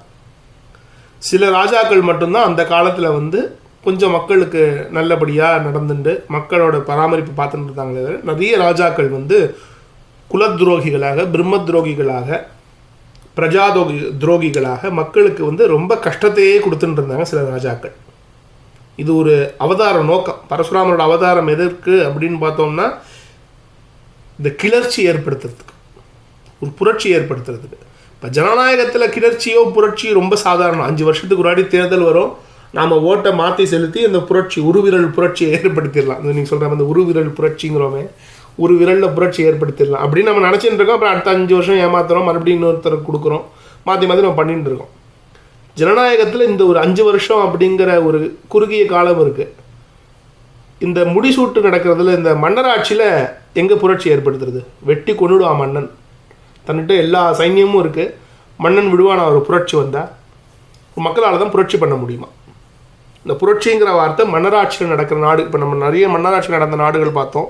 அங்கெல்லாம் மக்கள் எப்படி கிளர்ந்து எழுந்து அங்கே இருந்த சர்வாதிகாரிகளை வந்து துவம்சம் பண்ணாங்க, அவங்களுக்கு துரத்தி அடித்தாங்கன்னு நிறைய நம்மளோட ஹிஸ்ட்ரி, இன்டர்நேஷ்னல் ஹிஸ்ட்ரி எடுத்து பார்த்திங்கன்னா நிறைய நாடுகளில் இந்த நிலைமை ரொம்ப சமீபத்தில் கூட நடந்திருக்கு. ஆக இந்த கிளர்ச்சிங்கிற விஷயம் மக்களோட மக்களாக இருக்கிறவர்கள் கொடுங்கோல் ஆட்சிக்கு எதிராக பண்ணுறது இந்த கிளர்ச்சி அப்படிங்கிறது. பரசுராமன் இங்கே ஒரு கிளர்ச்சி தான் பண்ணார். கார்த்தவீர்யார்ஜுனன் ரொம்ப பெரிய துரோகம் பண்ணான். பிராமணர்களுக்கும் ரிஷிகளுக்கும் மற்ற ஏனைய மக்களுக்கும் ரொம்ப அவதிப்படுத்தினான். நல்லது எது இருந்தாலும் பிடுங்கிட்டு போயிடுவான், மக்களையும் கஷ்டத்தில் வைப்பான், வரி அதிகமாக வாங்குவான், இப்படிலாம் நிறைய இது பண்ணான். எல்லாத்துக்கும் மேலே ஆதாரமாக இருக்கிற நம்பிக்கையை சீர்குலைச்சான். பூஜை பண்ணுறான்னா பூஜைக்கு மரியாதை கிடையாது, பூஜிக்கிறாங்கன்னா பூஜிக்கிற இடம் கோவிலுக்கோ இந்த யாகசாலைக்கோ ஆசிரமத்துக்கோ மரியாதை கிடையாது, பிடிச்சி இடிக்க வேண்டியது, இப்படிலாம் எல்லா வேலையும் பண்ணிட்டு இருந்தான். யார்? கார்த்தவீர்யார்ஜுனன். இந்த கார்த்தவீர்யார்ஜுனனுக்கு ஒரு பாடம் கற்றுக் கொடுக்கணும் அப்படிங்கிறதுக்காக பரசுராமர் போனார். கார்த்தவீர்யார்ஜுனனுக்கு இருக்கிற சாபமே அதுதான். உனக்கு என் அம்சமாக வர மகாவிஷ்ணு கொடுத்த வரமும் அதுதான், சாபமும் அதுதான்.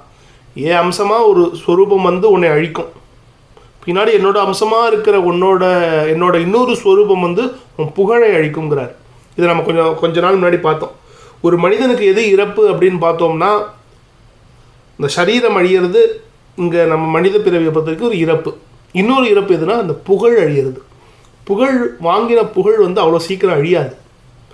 புகழ் உடம்புக்கு என்னைக்கு பங்கம் ஏற்படுத்தோ, அந்த புகழ் உடம்பு அப்படிங்கிற அந்த மனிதன் சம்பாதிச்ச அந்த அந்தஸ்து, அந்த ஸ்டேட்டஸ், மனிதன் சம்பாதிச்சு அந்த மனுஷனை பற்றி என்றைக்கு மறந்து போகிறோமோ அன்றைக்கி தான் அந்த மனிதனோட முழுமையான அழிவு.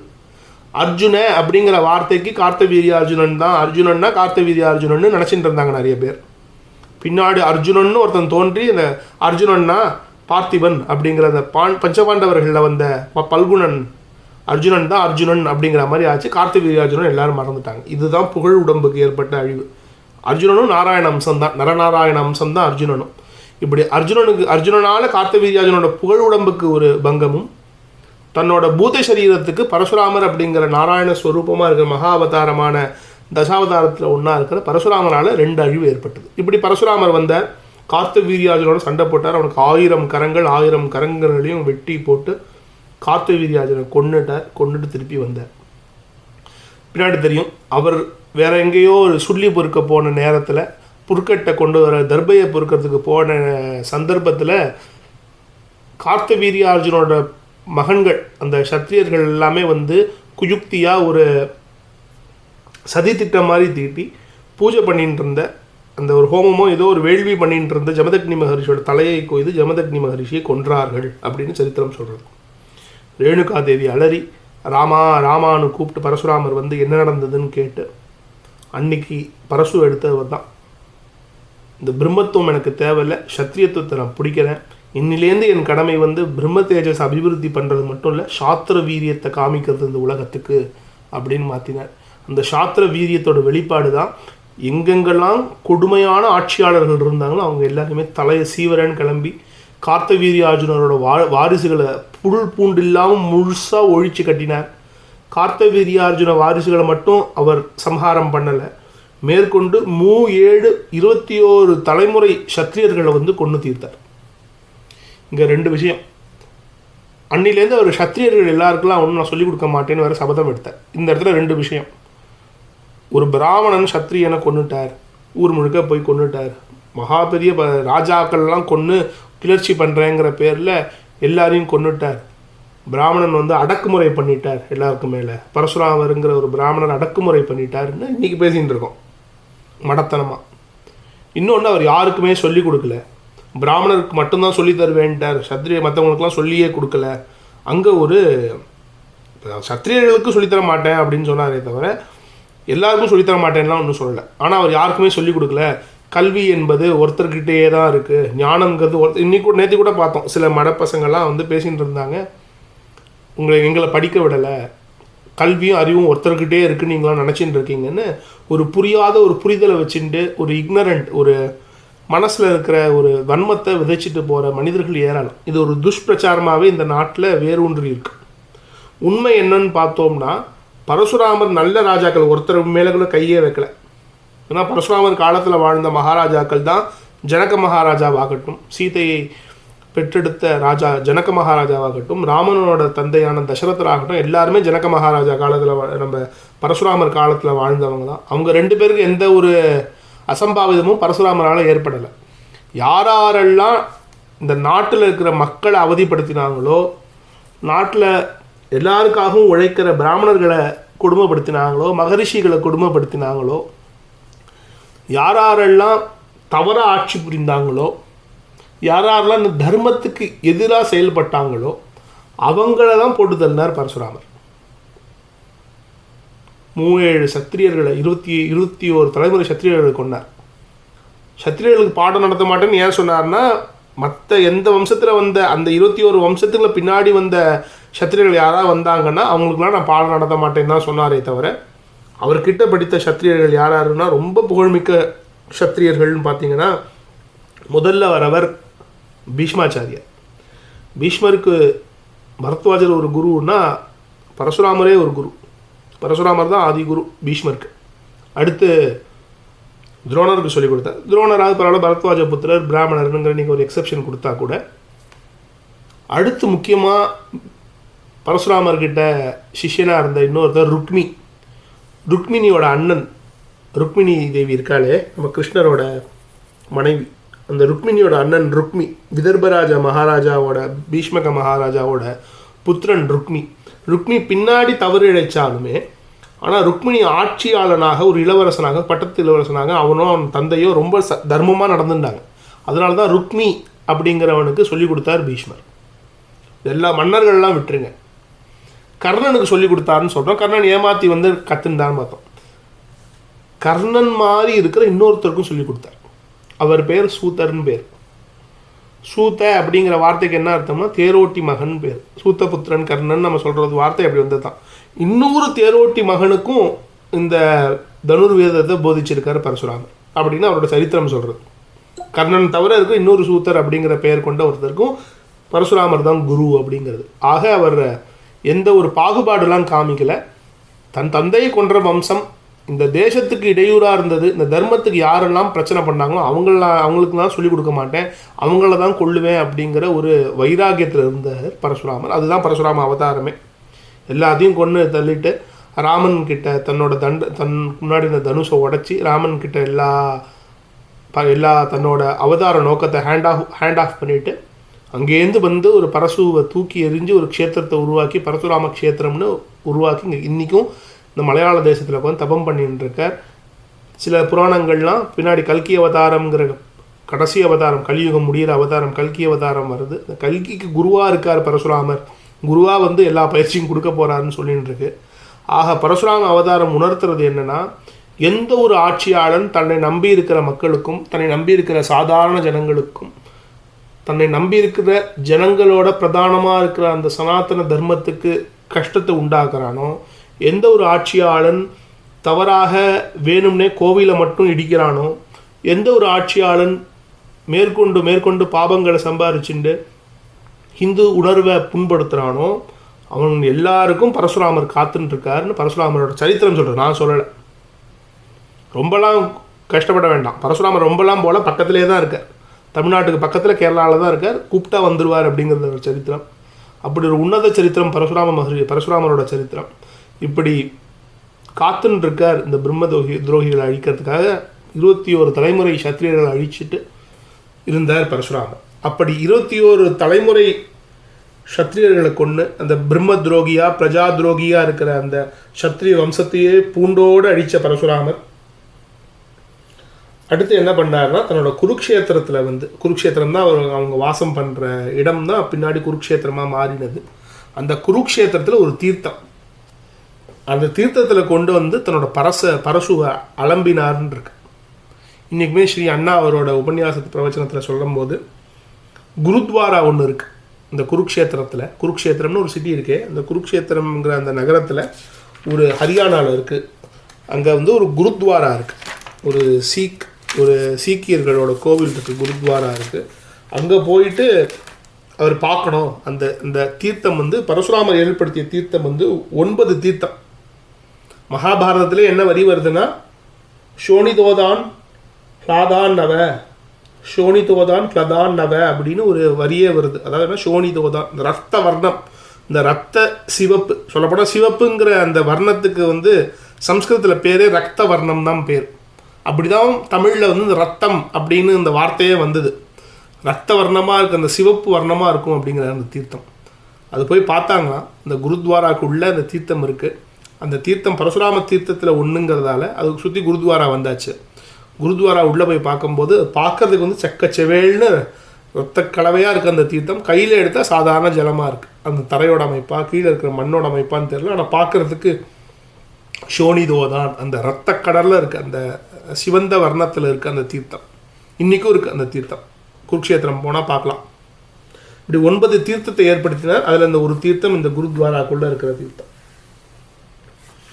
இன்னும் இது இப்படி பரசுராமர் சரித்திரம் போகிறது. பரசுராமர் சரித்திரத்தில் இருக்கிற இன்னொரு முக்கியமான விஷயம் என்னென்னா, 48 கோச குருக்ஷேத்திர பரிக்கிரமா. இன்றைக்கும் நீங்கள் குருக்ஷேத்திரம்ங்கிற நகரத்துக்கு போனீங்கன்னா அது ஒரு பெரிய ஆன்மீக ஸ்தலம், ஆன்மீக சுற்றுலா தலம் அப்படின்னு அந்த நகரத்தை வந்து பாதுகாக்கிறாங்க இன்றைக்கி இருக்கிற அரசாங்கங்கள். அங்கே 48 பரிக்கிரமா, 48 கோச பரிக்கிரமான்னு இன்றைக்குமே ஒரு யாத்திரை இருக்குது. ஒரு 48 இடங்கள், மகாபாரதம் சம்பந்தப்பட்ட ஒரு 48 இடங்கள் இருக்குது. நிறைய தீர்த்தம், நிறைய கோவில்லாம் இருக்குது. அதை ஒரு பரிக்கிரமா, அது ஒரு பிரதட்சணமாகவே போகிறாங்க. குருக்ஷேத்திர பரிக்கிரமாங்கிறது ரொம்ப பிரசித்தம் இந்த நாட்டில். நிறைய பேர் போவாங்க, ஹரியானாவுக்கு போகிறவங்க, குருக்ஷேத்திரம் போனவங்க இந்த நிறைய செஞ்சுருப்பாங்க. இப்படி அது நிறைய லோமச தீர்த்தம், ஜமதக்னி தீர்த்தம், ரேணுகா தீர்த்தம், பரசுராம தீர்த்தம், இப்படி பிரம்ம தீர்த்தம், பிரம்ம சரோவர்லாம் அங்கே தான் இருக்குது. இப்படி ஒரு 48 இடங்கள் சேர்ந்த ஒரு பரிக்கிரமமாக இன்றைக்கும் இந்த பரசுராம க்ஷேத்திரம் இருக்குது. அந்த ஹரியானாவில் இருக்குது இந்த குருக்ஷேத்திரம்ங்கிற நகரம். அப்படிப்பட்ட உன்னத குருக்ஷேத்திர நகரத்தை பற்றி சொல்கிறாங்க. அதுக்குள்ளே இருந்த பரசுராமரோட சரித்திரமும் அவர் ஏற்படுத்திய அந்த தீர்த்தத்தையும் சொல்கிறாங்க. சியமந்த பஞ்சகம், சூரிய புஷ்கரணி, இதெல்லாமே அந்த குருக்ஷேத்திரத்தில் இருக்கிற இன்னும் புகழ் வாய்ந்த க்ஷேத்திரங்கள். இந்த குருக்ஷேத்திரம் முடிந்தாங்கன்னா, குருக்ஷேத்திரம் முடித்து அடுத்து பஞ்சபாண்டவர்கள் சேர்ந்த இடம் ஹிமாலயம். நேராக ஹரியானாலேருந்து கிளம்பி ஹிமாச்சல பிரதேஷ் வந்தாச்சு. இமயமலை உற்பத்தி ஆகிற இடம். இந்த இமயமலை சாரல்லே வந்தீங்கன்னா இந்த கங்கோத்பத்தி, யமுனோத்பத்தின்னு இந்த கங்கை துவாரம், கங்கா ஆரம்பிக்கிற இடம். குருக்ஷேத்திரம் பார்த்தாச்சு. அடுத்து இன்றைக்கி நம்ம பார்க்க போகிற திவ்ய தீர்த்தம் கங்கை. கங்கா கங்கேதியோ ப்ரூயாத் யோஜனானாம் சதைரபி முஷ்யதே முச்சியதே சர்வ பாபேபியா விஷ்ணுலோகம் ச கச்சதி அப்படின்னு கங்கையோட தீர்த்த மகாத்மிய ஸ்லோகம் சொல்கிறது. கங்கா கங்கா கங்கா கங்கேதி யோ ப்ரூயாத். கங்கா கங்கான்னு சொன்னா வாக்களவில் சொன்னாலே யோஜனானாம் சதைரபி, எத்தனை யோஜனைகள் தாண்டி நாம் வாழ்ந்தாலும் கங்கே கங்கேன்னு வார்த்தையால் சொன்னால் முஷ்டதே சர்வ பாபேபியா, நம்மளோட பாவமும் கழியிறது, விஷ்ணுலோகத்தில் நமக்கு இடமும் கிடைக்கிறதுன்னு கங்கையோட தீர்த்த மகாத்மிய ஸ்லோகம் சொல்கிறது. இப்போ எல்லா க்ஷேத்திரத்துக்கும் இப்படி தான் நிறைய தீர்த்த மகாத்மிய ஸ்லோகம் இருக்குது. மனசால் சொல்ல சொல்ல சொல்ல சொல்ல அங்கே போகணும், அங்கே போகணும், அங்கே நான் ஸ்நானம் பண்ணணும். கங்கா கங்கான்னு வார்த்தை சொன்னாலே கங்கையோட ஸ்நானம் பண்ண பலன் கிடைச்சதுங்கிற. நம்மளோட நாட்டில் தமிழ்நாட்டில் ஸ்நான விதிகளில் ஒன்று குளிக்கும்போது அந்த சப்த தீர்த்தத்தோட பெயரை சொல்லி குளிக்கணும்னு இருக்கு. இதெல்லாம் வார்த்தை அளவில் சொன்னாலே அந்த பலன் கிடைச்சிருமானா சும்மா வார்த்தையாலலாம் சொன்னாலாம் கிடைக்காது. அப்புறம் எதுக்கு இந்த ஸ்லோகம் கொடுத்துருக்குன்னா அந்த வார்த்தை வரணும், அந்த வார்த்தை ஒரு விதையாக மனசில் விழணும். கங்கே கங்கே அப்படின்னு நம்ம மனசில் சொல்ல சொல்ல ஒரு நாள் நான் அங்கே அந்த கங்கையில் போய் ஸ்நானம் பண்ணுவேன். கங்கை எங்கெங்கெல்லாம் ஓடுறதோ, கங்கை ஓடுற ஒவ்வொரு இடமும் ஒரு புண்ணிய க்ஷேத்திரம். அப்படியே பயணித்து இந்த கங்கா துவாரமாக இருக்கிற கங்கை உற்பத்தி ஆகிற இடத்துல கங்கோத்பத்தியில் போய் நான் ஸ்நானம் பண்ணுவேங்கிற அந்த வைராக்கியம் ஒவ்வொரு சனாதன தர்ம ஹிந்துக்களுக்கு வரணுங்கிறதுக்காக தான் இதே மாதிரி ஸ்லோகங்கள்லாம் நிறைய அங்கங்கே இருக்குது. இப்படி சொல்லி சொல்லி திருநாளை போவார் மாதிரி சொல்லிகிட்டே இருந்தாலாவது ஒரு நாள் அந்த க்ஷேத்திரம் போகிறதுக்கு பலன் கிடைக்கணும், அதுக்கு அவங்க முயற்சி எடுக்கணுங்கிறத காமிக்கிறதுக்கு தான் இதே மாதிரி ஸ்லோகங்கள் எல்லாமே. கங்கை கங்கை அப்படி கங்கே கங்கேன்னு சொன்னாலே அந்த ஸ்நான பலன் கிடைக்குமானா கிடைக்கும். அதற்கு என்ன சான்று அப்படின்னு கேட்டோம்னா ரொம்பலாம் இல்லை, ஒரு 200-300 வருஷத்துக்கு 300-400 வருஷத்துக்கு முன்னாடி தஞ்சாவூரில் கும்பகோணம் பக்கத்தில் உள்ள திருவீசநல்லூரில் வாழ்ந்த ஸ்ரீதர வெங்கடேஷ் ஐயாவாள் அப்படின்னு சொல்கிற ஸ்ரீ ஐயாவாளோட சரித்திரமே அதற்கு சான்று.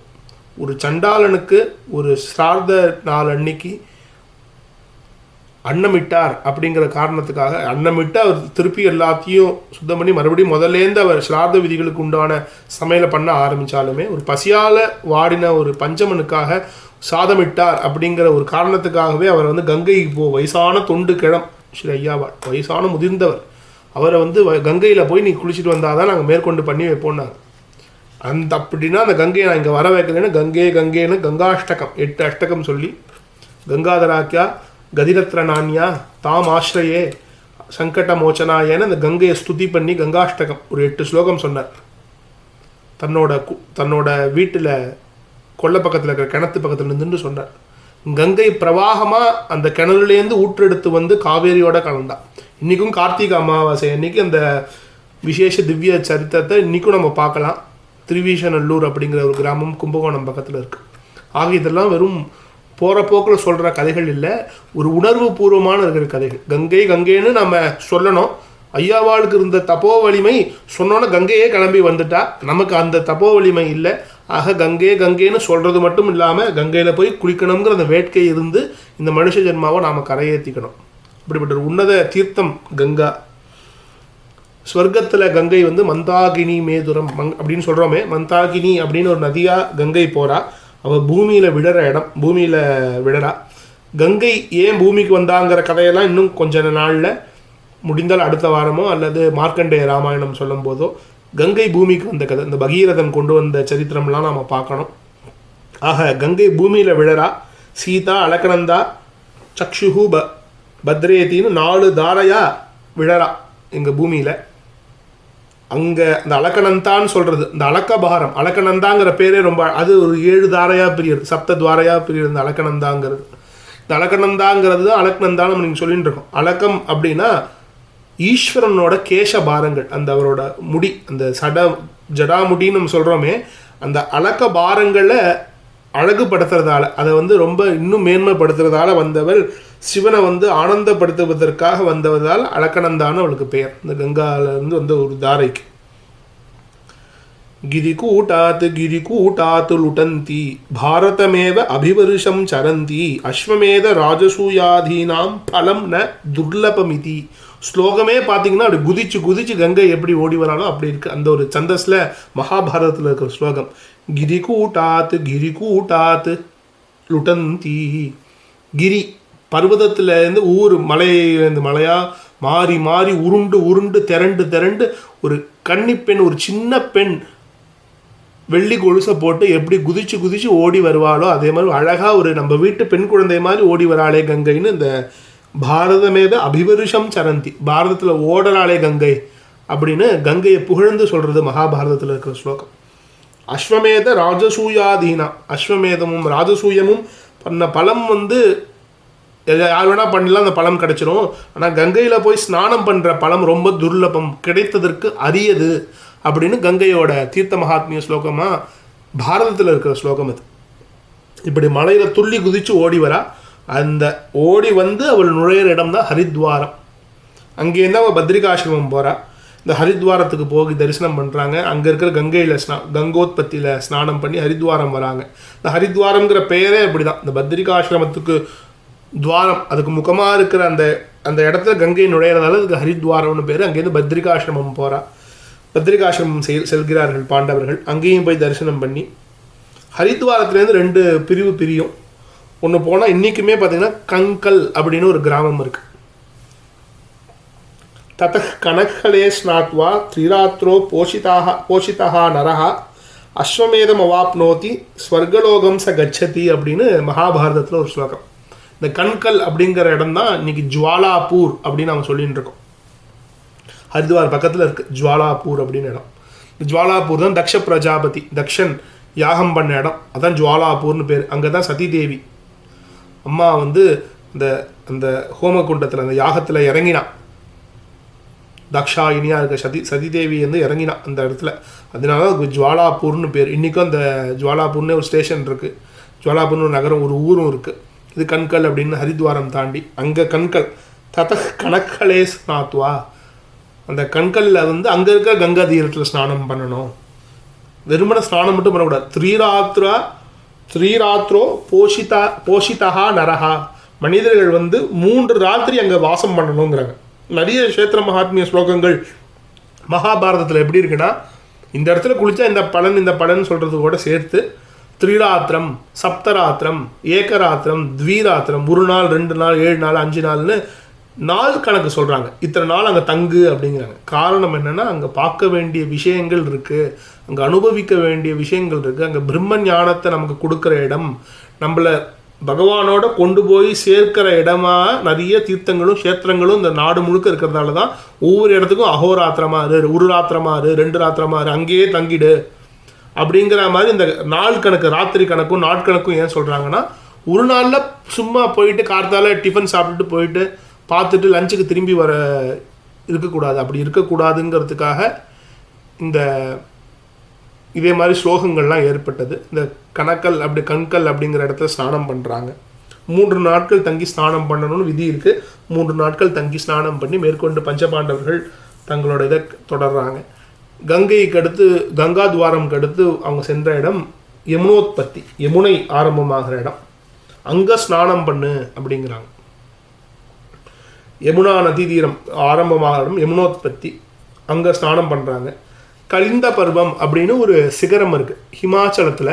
இமயமலையில் நிறைய சிகரங்கள், நிறைய மலை குன்றுகள் இருக்குது. சிகரங்களில் ஒன்று கலிந்த பர்வம்.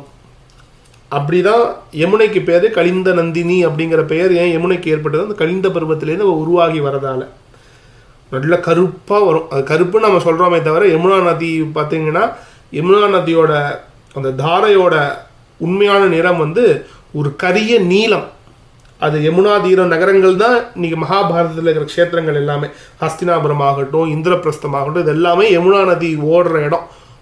யமுனோத்பத்திலேருந்து ஆரம்பித்து ஓடி கங்கையோட சேர முற்படுற இடங்களுக்குள்ளே இந்த எல்லா நகரங்களும் வருது. ஹஸ்தினாபுரம், இந்திரபிரஸ்தம் மாதிரி நகரங்கள்லாம் வருது. கண்கள்லேருந்து யமுனோத்பத்தி போய் யமுனா துவாரத்தில் யமுனையில் ஸ்நானம் பண்ணி இவங்க ராஜ்யம் பண்ண இடங்கள், இவங்களோட சகோதரர்கள் இருக்கிற இடமா இருக்க ஹஸ்தினாபுரம், இந்திரபிரஸ்தத்துக்கெல்லாம் வராங்க. தங்களோட சொந்த ஊருக்கே தான் போகிறாங்க. இந்த இடத்துல இன்னொரு விஷயம் என்னென்னா, சொந்த ஊரில் இருந்தாலும் க்ஷேத்திர தீர்த்தம்னு ஒன்று இருந்ததுன்னா அதுக்கும் அந்த க்ஷேத்திர தீர்த்த விதியோடு தான் போகணும். நிறைய பேர் இந்த க்ஷேத்திர பாபிகள்னு நம்ம ஊரில் சும்மா விளையாட்டாக சொல்லுவாங்க சில பேரை. அதாவது க்ஷேத்திர பாபிகள்லாம் யாருன்னா, காஞ்சிபுரம் மாதிரி, திருவாரூர் மாதிரி, மதுரை மாதிரி, கும்பகோணம் மாதிரி, இப்படி திவ்ய க்ஷேத்திரங்கள் திருவண்ணாமலை மாதிரி நிறைய திவ்ய க்ஷேத்திரங்கள் இருக்குது. ஸ்ரீரங்கம் மாதிரி நிறைய திவ்ய க்ஷேத்திரங்கள் இந்த நாட்டில் இருக்குது. அந்த ஊர்லேயே வாசம் பண்ணுவாங்க. தப்பி தவறி கூட போக மாட்டான். காளிகாம்பாள் கோவில் திருவிழியே இருப்பான், காளிகாம்பாளை போய் பார்த்ததே கிடையாது ஒருத்தன். அழைச்சிட்டு போகிறதுக்கு மட்டும்தான் பயன்படுத்துவாங்க. ராமேஸ்வரத்துக்கு வந்து அங்கேருந்து வடநாட்டிலேருந்து நிறைய ஜபதபங்களோட நிறைய விரதங்களோடு அங்கேருந்து ஒரு அனுஷ்டானம் பண்ணி அங்கேருந்து ராமேஸ்வரத்துக்கு வருவாங்க நிறைய பேர். ராமேஸ்வரத்தில் வாழற மக்களுக்கு வந்து இந்த ராமேஸ்வரத்துக்கு உண்டான இதுவும் கிடையாது. அதுக்கு சும்மா ஏதோ ஒரு பிக்னிக் போகிற மாதிரி, யாராவது வந்தால் டூரிஸ்ட் கைடு மாதிரி அழைச்சிட்டு போகிற மாதிரியே தான் நிறைய மக்கள் நம்ம நாட்டில் நம்ம வாழ்ந்துட்டு இருக்கோம். நம்ம ஏன் காரணம்னா நம்ம ஊர், நம்ம சுவாமி தானே எங்கே போக போகிறாருங்கிற ஒரு சின்ன ஒரு ஆணவம் அது மனசில் ஏற்படக்கூடாது. நம்ம ஊரில் அந்த ஊரில் திவ்யக்ஷேத்திரத்தில் வாசம் பண்ணுறதுக்கே நம்ம பெரிய பாக்கியம் பண்ணியிருக்கணும். அந்த ஊரில் நாம் ஜனிச்சு வாழறதுக்கே நாம் பெரிய பாக்கியம் பண்ணியிருக்கணும். அதுக்கும் மேலே நம்ம ஒரு திவ்யக்ஷேத்திரத்தில் வாழறோம்னா அந்த திவ்யக்ஷேத்திரத்தில் என்ன பద్ధதி இருக்கோ, என்ன பாங்கு இருக்கோ, அதை கடைபிடித்து அங்கே போய் நம்ம தரிசனம் பண்ணணும். அது எல்லாருக்கும் போதும். அந்த ஊரில் வாழறதால நம்ம மட்டும் எக்ஸப்ஷன் கிடையாது. அதுக்காக மற்ற நேரத்தில் போகாமே இருக்கக்கூடாது. எப்பப்பெல்லாம் நேரம் கிடைக்கிறதோ திவ்யக்ஷேத்திரத்தில் இப்படிப்பட்ட ஒரு க்ஷேத்திரத்தில் நாம் வாழறோமே. இப்படி பார்த்தீங்கன்னா எல்லா மக்களும், பாரத தேசத்தில் வாழற எல்லா மக்களுக்கும் இந்த பெருமை உண்டு. அவர்கள் வாழற ஒவ்வொரு நகரமும் ஒவ்வொரு கிராமமும் ஒரு திவ்யக்ஷேத்திரம், ஏதாவது ஒரு வகையில் நல்ல க்ஷேத்திரமாக இருக்கும், நல்ல ஒரு ஆலயம் இருக்கும், பிரசித்தி வாய்ந்த ஒரு கோவில் இருக்கும், தீர்த்தம் இருக்கும், விருட்சம் இருக்கும். அப்படி போய் பார்க்கணும். அந்த நியமத்தோடு போய் பார்க்கணும். தன் சொந்த ஊர் அப்படிங்கிற அந்த இருமாப்பு இருக்கக்கூடாது எல்லாருக்கும். இது முதல் விஷயம். இப்படி யமுனோத்பத்திலேருந்து ஆரம்பித்து தங்கள் சொந்தமான நகரங்களாக இருக்கிற இந்திரபிரஸ்தம், ஹஸ்தினாபுரமாக இருந்தால் கூட அதுக்கும் இந்த தீர்த்த யாத்ரா விதிகளிலேயே கடைபிடித்து கொண்டே பாண்டவர்கள் வந்து ஸ்நானம் பண்ணி பூஜை பண்ணுறாங்க, வழிபடுறாங்க. மேற்கொண்டு யமுனாதீர நகரங்கள் தாண்டி வரும்போது யமுனை ஓடி வரா எங்கே கங்கையோட சேரணும்னு. அந்த இடம்தான் பிரயாகை அப்படின்னு பேர். திரிவேணி சங்கமம் சொல்கிறோமே, கங்கா யமுனா சரஸ்வதி, 3 நதிகளும் அந்தர்யாமியாக சரஸ்வதியும் கங்கையும் யமுனையும் சேர்ற இடம் பிரயாகைங்கிற திவ்யக்ஷேத்திரம். கங்கா யமுனையோர் மத்தியே ஸ்நாதீய சங்கமேனரஹ தசாஸ்வமேதான் ஆப்னோதி குலஞ்சைவ சமுத்தரேத் அப்படின்னு மகாபாரதத்தில் ஒரு ஸ்லோகம் சொல்கிறது. கங்கை யமுனைக்கு நடுவில் ஸ்நானம், அந்த கங்கை யமுனை சேர்கிற இடத்துல ஸ்நானம் பண்ணணும். அந்த சங்கமேனரஹா, அந்த சங்கமம் ஆகிற இடத்துல மனிதர்கள் சென்று ஸ்நானம் பண்ணணுங்கிறது. இன்றைக்கும் படகு வச்சுட்டு தான் போகணும் அந்த பிரயாகையில் அந்த இடத்துக்கு. கங்கையும் யமுனையும் சேர்கிற இடம். அஸ்வமேத பலன் கிடைக்கிறது, இது குளங்கள்லாம் உத்தாரணமாகிறது அந்த இடத்துல போய் ஸ்நானம் பண்ணான்னு மகாபாரதத்தில் இருக்கிற திவ்ய க்ஷேத்திர மகாத்மிய ஸ்லோகம் சொல்கிறது. கங்கை யமுனை சரஸ்வதிங்கிற அந்த திரிவேணி சங்கமம் ஆகிற இடம் இந்த பிரயாகைன்னு பேர். சொன்ன மாதிரி படகு எடுத்துக்கொண்டு போய் ஸ்நானம் பண்ணணும். அப்படிப்பட்ட பிரயாக உன்னத திவ்ய க்ஷேத்திரம். ரொம்ப பிரசித்தமான ஸ்லோகம் பிரயாகைக்கு வந்து சிதாசிதே யத்ர தரங்க சாமரே நத்யௌ விபாதர் முனிபானு கன்யகே நீலாத பத்திரம் கடயேவ சாட்சாத் ச தீர்த்தராஜோ ஜெயதி பிரயாகா அப்படின்னு பிரயாகையை பற்றி ஒரு திவ்யமான ஒரு க்ஷேத்திர மகாத்மிய ஸ்லோகம் இருக்கு. இந்த இடம்தான் கங்கையும் யமுனையும் சங்கமம் ஆகுதுன்னு எப்படி கண்டுபிடிக்கிறதுனா இன்றைக்கும் கண்கூட பார்க்கலாம். மகாபாரதத்தில் என்ன வர்ணனை இருக்கோ அதுக்கு முன்னாடி இருந்த புராணங்கள்லாம் என்னென்ன, அதுக்கு முன்னாடி சொன்னப்பட்ட கதைகளில் புராணங்கள்லாம் என்ன வர்ணனை இருக்கோ கங்கைக்கும் யமுனைக்கும் அதே வர்ணனை தான் இங்கேயும் இருக்கு. வெள்ளையாவூர் தாரை நத்யௌ விபாதர் முனி பானு கன்யகே. முனி பானு இப்போ அடுத்தபடி பார்க்க ஜன்னு மகரிஷியோட கன்னி, அவரோட குழந்தை கங்கை. அது எப்படி வரான்னு பார்க்க போகிறோம். அப்படி இந்த முனிபானுவாக இருக்கிற அந்த கங்கை வெள்ளையா ஒரு துவாரை, நல்ல தெளிந்த ஒரு துவாரையா கங்கை வரா. நீலாத்த பத்திரம், நல்ல நீல கலர்ல கருநீல நிறத்துல இன்னொரு தாரை போய் சேருது. இன்னைக்கும் பார்த்தீங்கன்னா அந்த பிரயாகைங்கிற இடத்துல நல்ல ஒரு வெள்ளையா ஒரு துவாரையும் கருநீலத்தில் ஒரு துவாரையும் சேர்ந்து அந்த இடத்துல ஸ்நானம் பண்ணுறாங்க. அந்த இடம் தான் பிரயாகை. அதுதான் திரிவேணி சங்கமம் நம்ம கொண்டாடிட்டு இருக்கோம். அதை தான் பிற்காலத்தில் வந்தவர்கள் அலகாபாத்னு பேரை மாற்றி ரொம்ப கஷ்டப்பட்டு இப்போ தான் ரொம்ப சமீபத்தில் பிரயாகைன்னு பார்த்தோம். இந்த ஸ்லோகமே எப்படி முடியறதுன்னா சதீர்த்தராஜோ ஜெயதி பிரயாகா அப்படின்னு முடியறது. தீர்த்தங்களுக்கெல்லாம் ராஜா பிரயாகை. ஏன்னா கங்கை யமுனை சரஸ்வதியும் திரிவேணி சங்கமமாக அந்தர்யாமியாக சரஸ்வதி வந்து அந்த 3 நதிகளும் 3 பவித்திர நிறைய பவித்திர நதிகள் இந்த பாரத தேசத்தில், இந்த 3 பவித்திர நதிகளும் சேர்ந்த இடம் தீர்த்தத்துக்கெல்லாம் ராஜா, திவ்ய தீர்த்தங்களுக்கெல்லாம் ராஜான்னு கொண்டாடுறது மகாபாரதம். அதனால தான் வெறுமன பிரயாக் அப்படின்னு பேர் வைக்காமல் பிரயாக் ராஜ் அப்படின்னு பேர் வச்சது காரணம் தீர்த்தராஜன் பிரயாகை அப்படிங்கிற ஒரு காரணத்துக்காக தான். இந்த ஸ்லோகமே சொல்கிறது பிரயாகராஜ் நம்ம இன்னைக்கு சொல்கிறோமே, பேர் சொல்லி கூப்பிட்றோமே அலகாபாத்துக்கு, அலகாபாத்னு சொல்லிட்டு இருந்த ஒரு நகரத்துக்கு இதுதான் பிராச்சீன பேர் பிரயாகராஜ். ஏன் காரணம், தீர்த்தராஜோ ஜெயதிஷ் பிரயாகா, அப்படிப்பட்ட பிரயாகைக்கு வெற்றி உண்டாகட்டும் அப்படிங்கிறது இந்த ஸ்லோகம். இப்படி பிரயாகராஜ், இந்த பிரயாகையில் தான் பரத்வாஜரோட ஆசிரமம் இருக்குது. பரத்வாஜரோட ஆசிரமத்தை தரிசனம் பண்ணுறாங்க. இப்படி இங்கே வரும்போது இங்கேருந்து தான் கதை ஆரம்பம். ராமாயண கதைகள்லாம் இங்கேருந்து தான் வருது. பரத்வாஜ ஆசிரமத்தில் தான் அயோத்தியிலேருந்து புறப்பட்ட ராம லக்ஷ்மண சீதா தேவி முதல்ல பரத்வாஜ ஆசிரமத்தில் ராத்திரி வந்து தங்குறாங்கன்னு ராமாயண சரித்திரம் சொல்கிறது. பின்னாடி மார்க்கண்டேய ராமாயணத்தில் ரச்சனம் பண்ணுறதுக்கு குரு அனுகிரகம் பண்ணணும். வேணி மாதவர்னு பேர். பிரயாகில் இருக்கிற பகவானுக்கு, நாராயணருக்கு அங்கே ஒரு வேணி மாதவர் கோவில் இன்றைக்கும் பிரசித்தம். வேணி மாதவர் சந்நிதி இருக்குது. அங்கே வந்து தரிசனம் பண்ணுறாங்க. பரத்வாஜ ஆசிரமத்தை தரிசனம் பண்ணுறாங்க. பரத்வாஜ ஆசிரமத்தில் தான் பரத்வாஜர் இருந்தார். பரத்வாஜ மகரிஷியோட ஆசிரமத்தை தரிசனம் பண்ணி அங்கேருந்து ரெண்டு ஊர் பிரியறது. பிரயாகையில் இன்றைக்கும் பார்த்தீங்கன்னா பிரயாகையிலேருந்து ஒரு 2 ரோடு பிரியும். ஒரு ரோடு நைமிஷாரண்யம், இன்னொரு ரோடு காஷி. நைமிஷாரண்யம் போகிறாங்க. இந்த க்ஷேத்திரம் தீர்த்தம் விருட்சம் சொன்னோமே, விருட்சம் இந்த காடு நைமிஷாரண்யம். எல்லா ரிஷிகளும் தபம் பண்ணுறதுக்கு ஒரு உயர்ந்த இடம் வேண்டி தபஸ் பண்ணி பிரம்மதேவன்கிட்ட கேட்டு பிரம்மதேவர் ஒரு சக்கரத்தை அங்கேருந்து பிரம்மலோகத்திலேருந்து அனுப்பி அந்த சக்கரம் சுழன்று கொண்டே வந்து கீழே விழுந்த இடம் நைமிஷாரண்யம். நேமி இதி சயனம் இதி நைமிஷாரண்யம். நேமினா சக்கரம். இந்த சக்கரமாக இருக்கிற ஒரு விஷயம் ஒரு உருண்டு வந்து சயனம் தூங்குற இடம், அதாவது விழுந்த இடம் நைமிஷம் அப்படிங்கிற நைமிஷாரண்யம். அதனால தான் நைமிஷம்னு பேர் அதுக்கு. நேமி சயனம் இது நைமிஷம். இந்த நைமிஷத்தில் வந்து அது பெரிய காடு. அது அந்த சக்கரத்தில் தான் வந்து நைமிஷாரண்ய காட்டில் தான் எல்லா தேவதைகளும் தபம் பண்ணுறாங்க, எல்லா மகரிஷிகளும் இருக்காங்க. பிரம்மதேவரே சத்தியலோகத்தில் இல்லை, நைமிஷத்தில் தான் இருக்கார். இந்த நைமிஷாரண்யமே நாராயண ஸ்வரூபம், பகவான் ஸ்வரூபம்னு இன்றைக்கும் கொண்டாடிட்டு இருக்கோம். திருமங்கை ஆழ்வாரோட ரொம்ப திவ்ய பாசுரத்தில் ரொம்ப புகழ்பெற்றது. எல்லாமே நைமிஷாரத்துள் எந்தாய், நைமிஷாரண்யத்துள் எந்தாய் அப்படின்னு என்னோட தாய் அப்படின்னு நைமிஷாரண்யத்தை கொண்டாடுற. ஊனிடை சுவர் வைத்து 80 உன்னாட்டி ரோமம் வேந்து 9 வாசல் தானுடை குரம்பை பிரியும் போது உந்தன் சரணமே சரணம் என்று இருந்தேன். தேனுடை கமலத் திருவினுக்கு அரசே திரைகொள்மா நெடுங்கடல் கிடந்தாய் நான் உடைத்தவத்தால் திருவடி அடைந்தேன் நைமிஷாரண்யத்துள் எந்தாய் அப்படின்னு திருமங்கை ஆழ்வார் கொண்டாடுற ஸ்தலம் நைமிஷாரண்யம். விருட்சம் சொல்கிறோம்ல, ஒரு மரம் இருந்தாலே அந்த தீர்த்தத்துக்கு கஷேத்திரத்து பக்கத்தில் இருந்தாலே அது விருட்சம்ங்கிறோம். காடே ஒரு தீர்த்தமாக, காடே ஒரு கஷேத்திரமாக இருந்தால் எப்படி இருக்கும்? அப்படி நிறைய மரங்கள் சேர்ந்த நிறைய விருட்சங்கள் இருக்கிற மகாபெரிய வனம் நைமிஷம் வனம், நைமிஷாரண்யம். அதுக்குதான் ஆரண்யம்னு பேர்.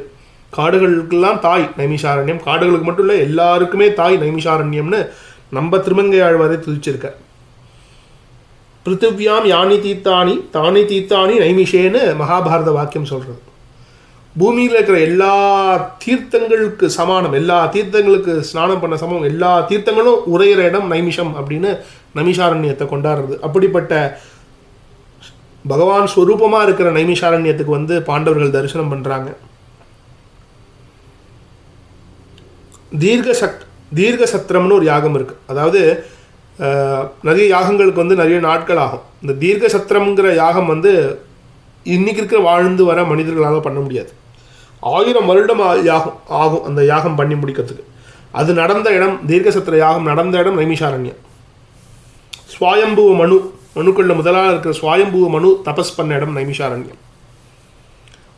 இவ்வளவு ஏன், ராமபிரான் நம்ம சாட்சாத் ராமர் அஸ்வமேத யாகம் பண்ண இடம் நைமிஷாரண்யம்.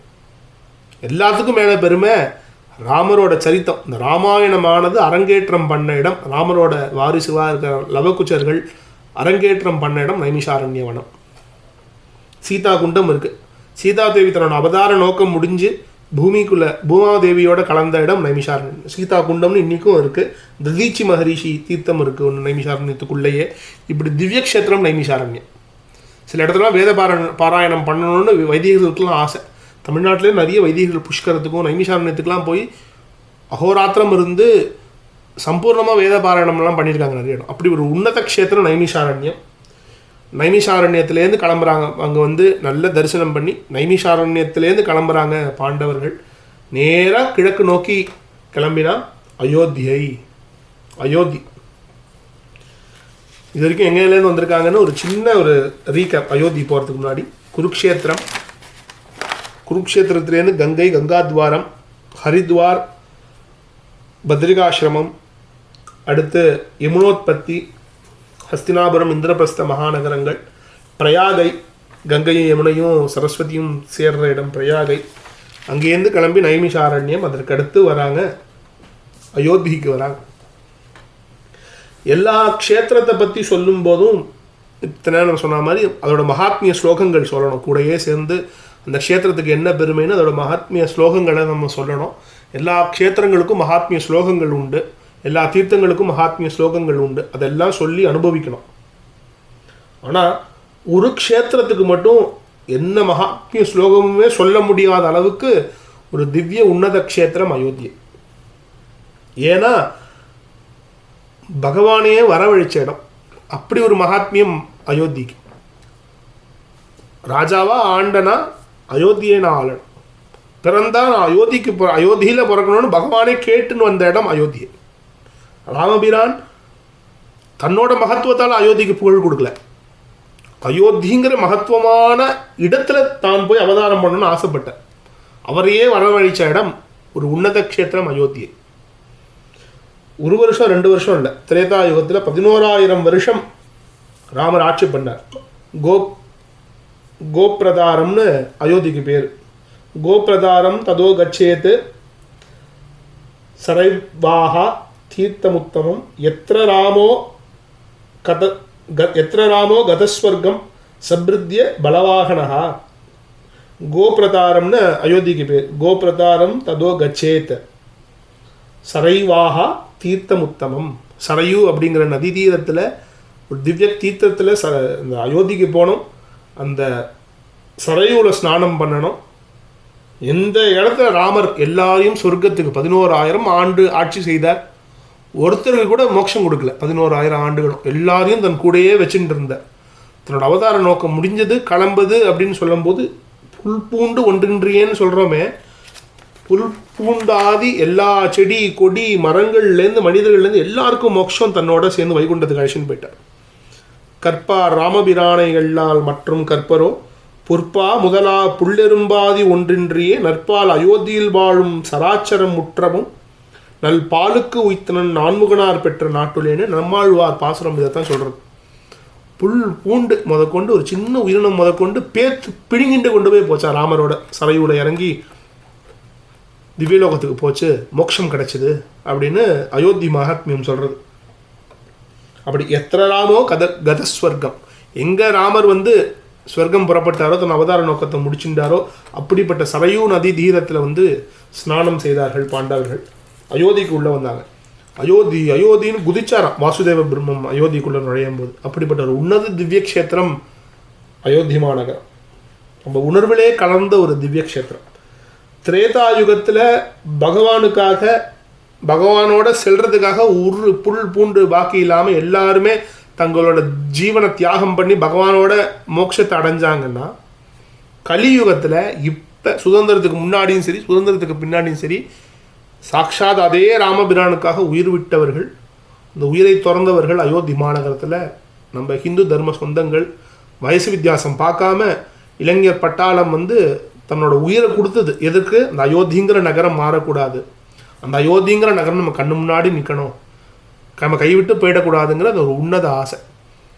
அயோத்தின்னு சொன்னாலே போதும், ஒவ்வொரு ஹிந்துவாக இருக்கிற ஒவ்வொருத்தருக்கும் ரத்தம் சூடாகணும், அந்த உணர்வு வரணும். அந்த ஹிந்துங்கிற உணர்வு அயோத்திங்கிற ஒரு வார்த்தைக்காகவது வர வேண்டாமா?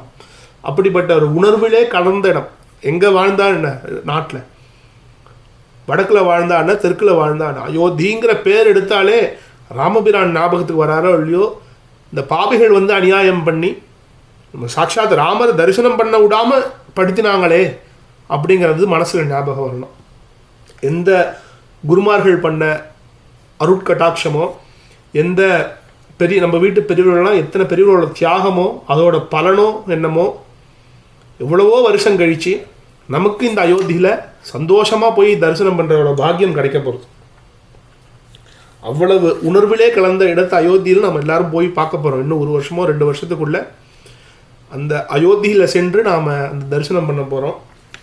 இதில் என்ன ரொம்ப ஒரு அழகானதுன்னா, இப்போ எல்லாத்துக்கும் ஒரு தீர்த்த மகாத்மிய க்ஷேத்திர மகாத்மிய ஸ்லோகம் சொல்லிட்டு வரோமே, அயோத்திக்கு க்ஷேத்திர மகாத்மியம் சொல்லும்போது ரொம்ப அழகான ஸ்லோகம். ஷஷ்டிம் வருஷ சஹசிராணி காஷிவாசேன யத் பலம் தத் பலம் நிமிஷார்த்தேன கலு தாசரதே புரே அப்படின்னு ஸ்லோகம் சொல்கிறது அயோத்திக்கு.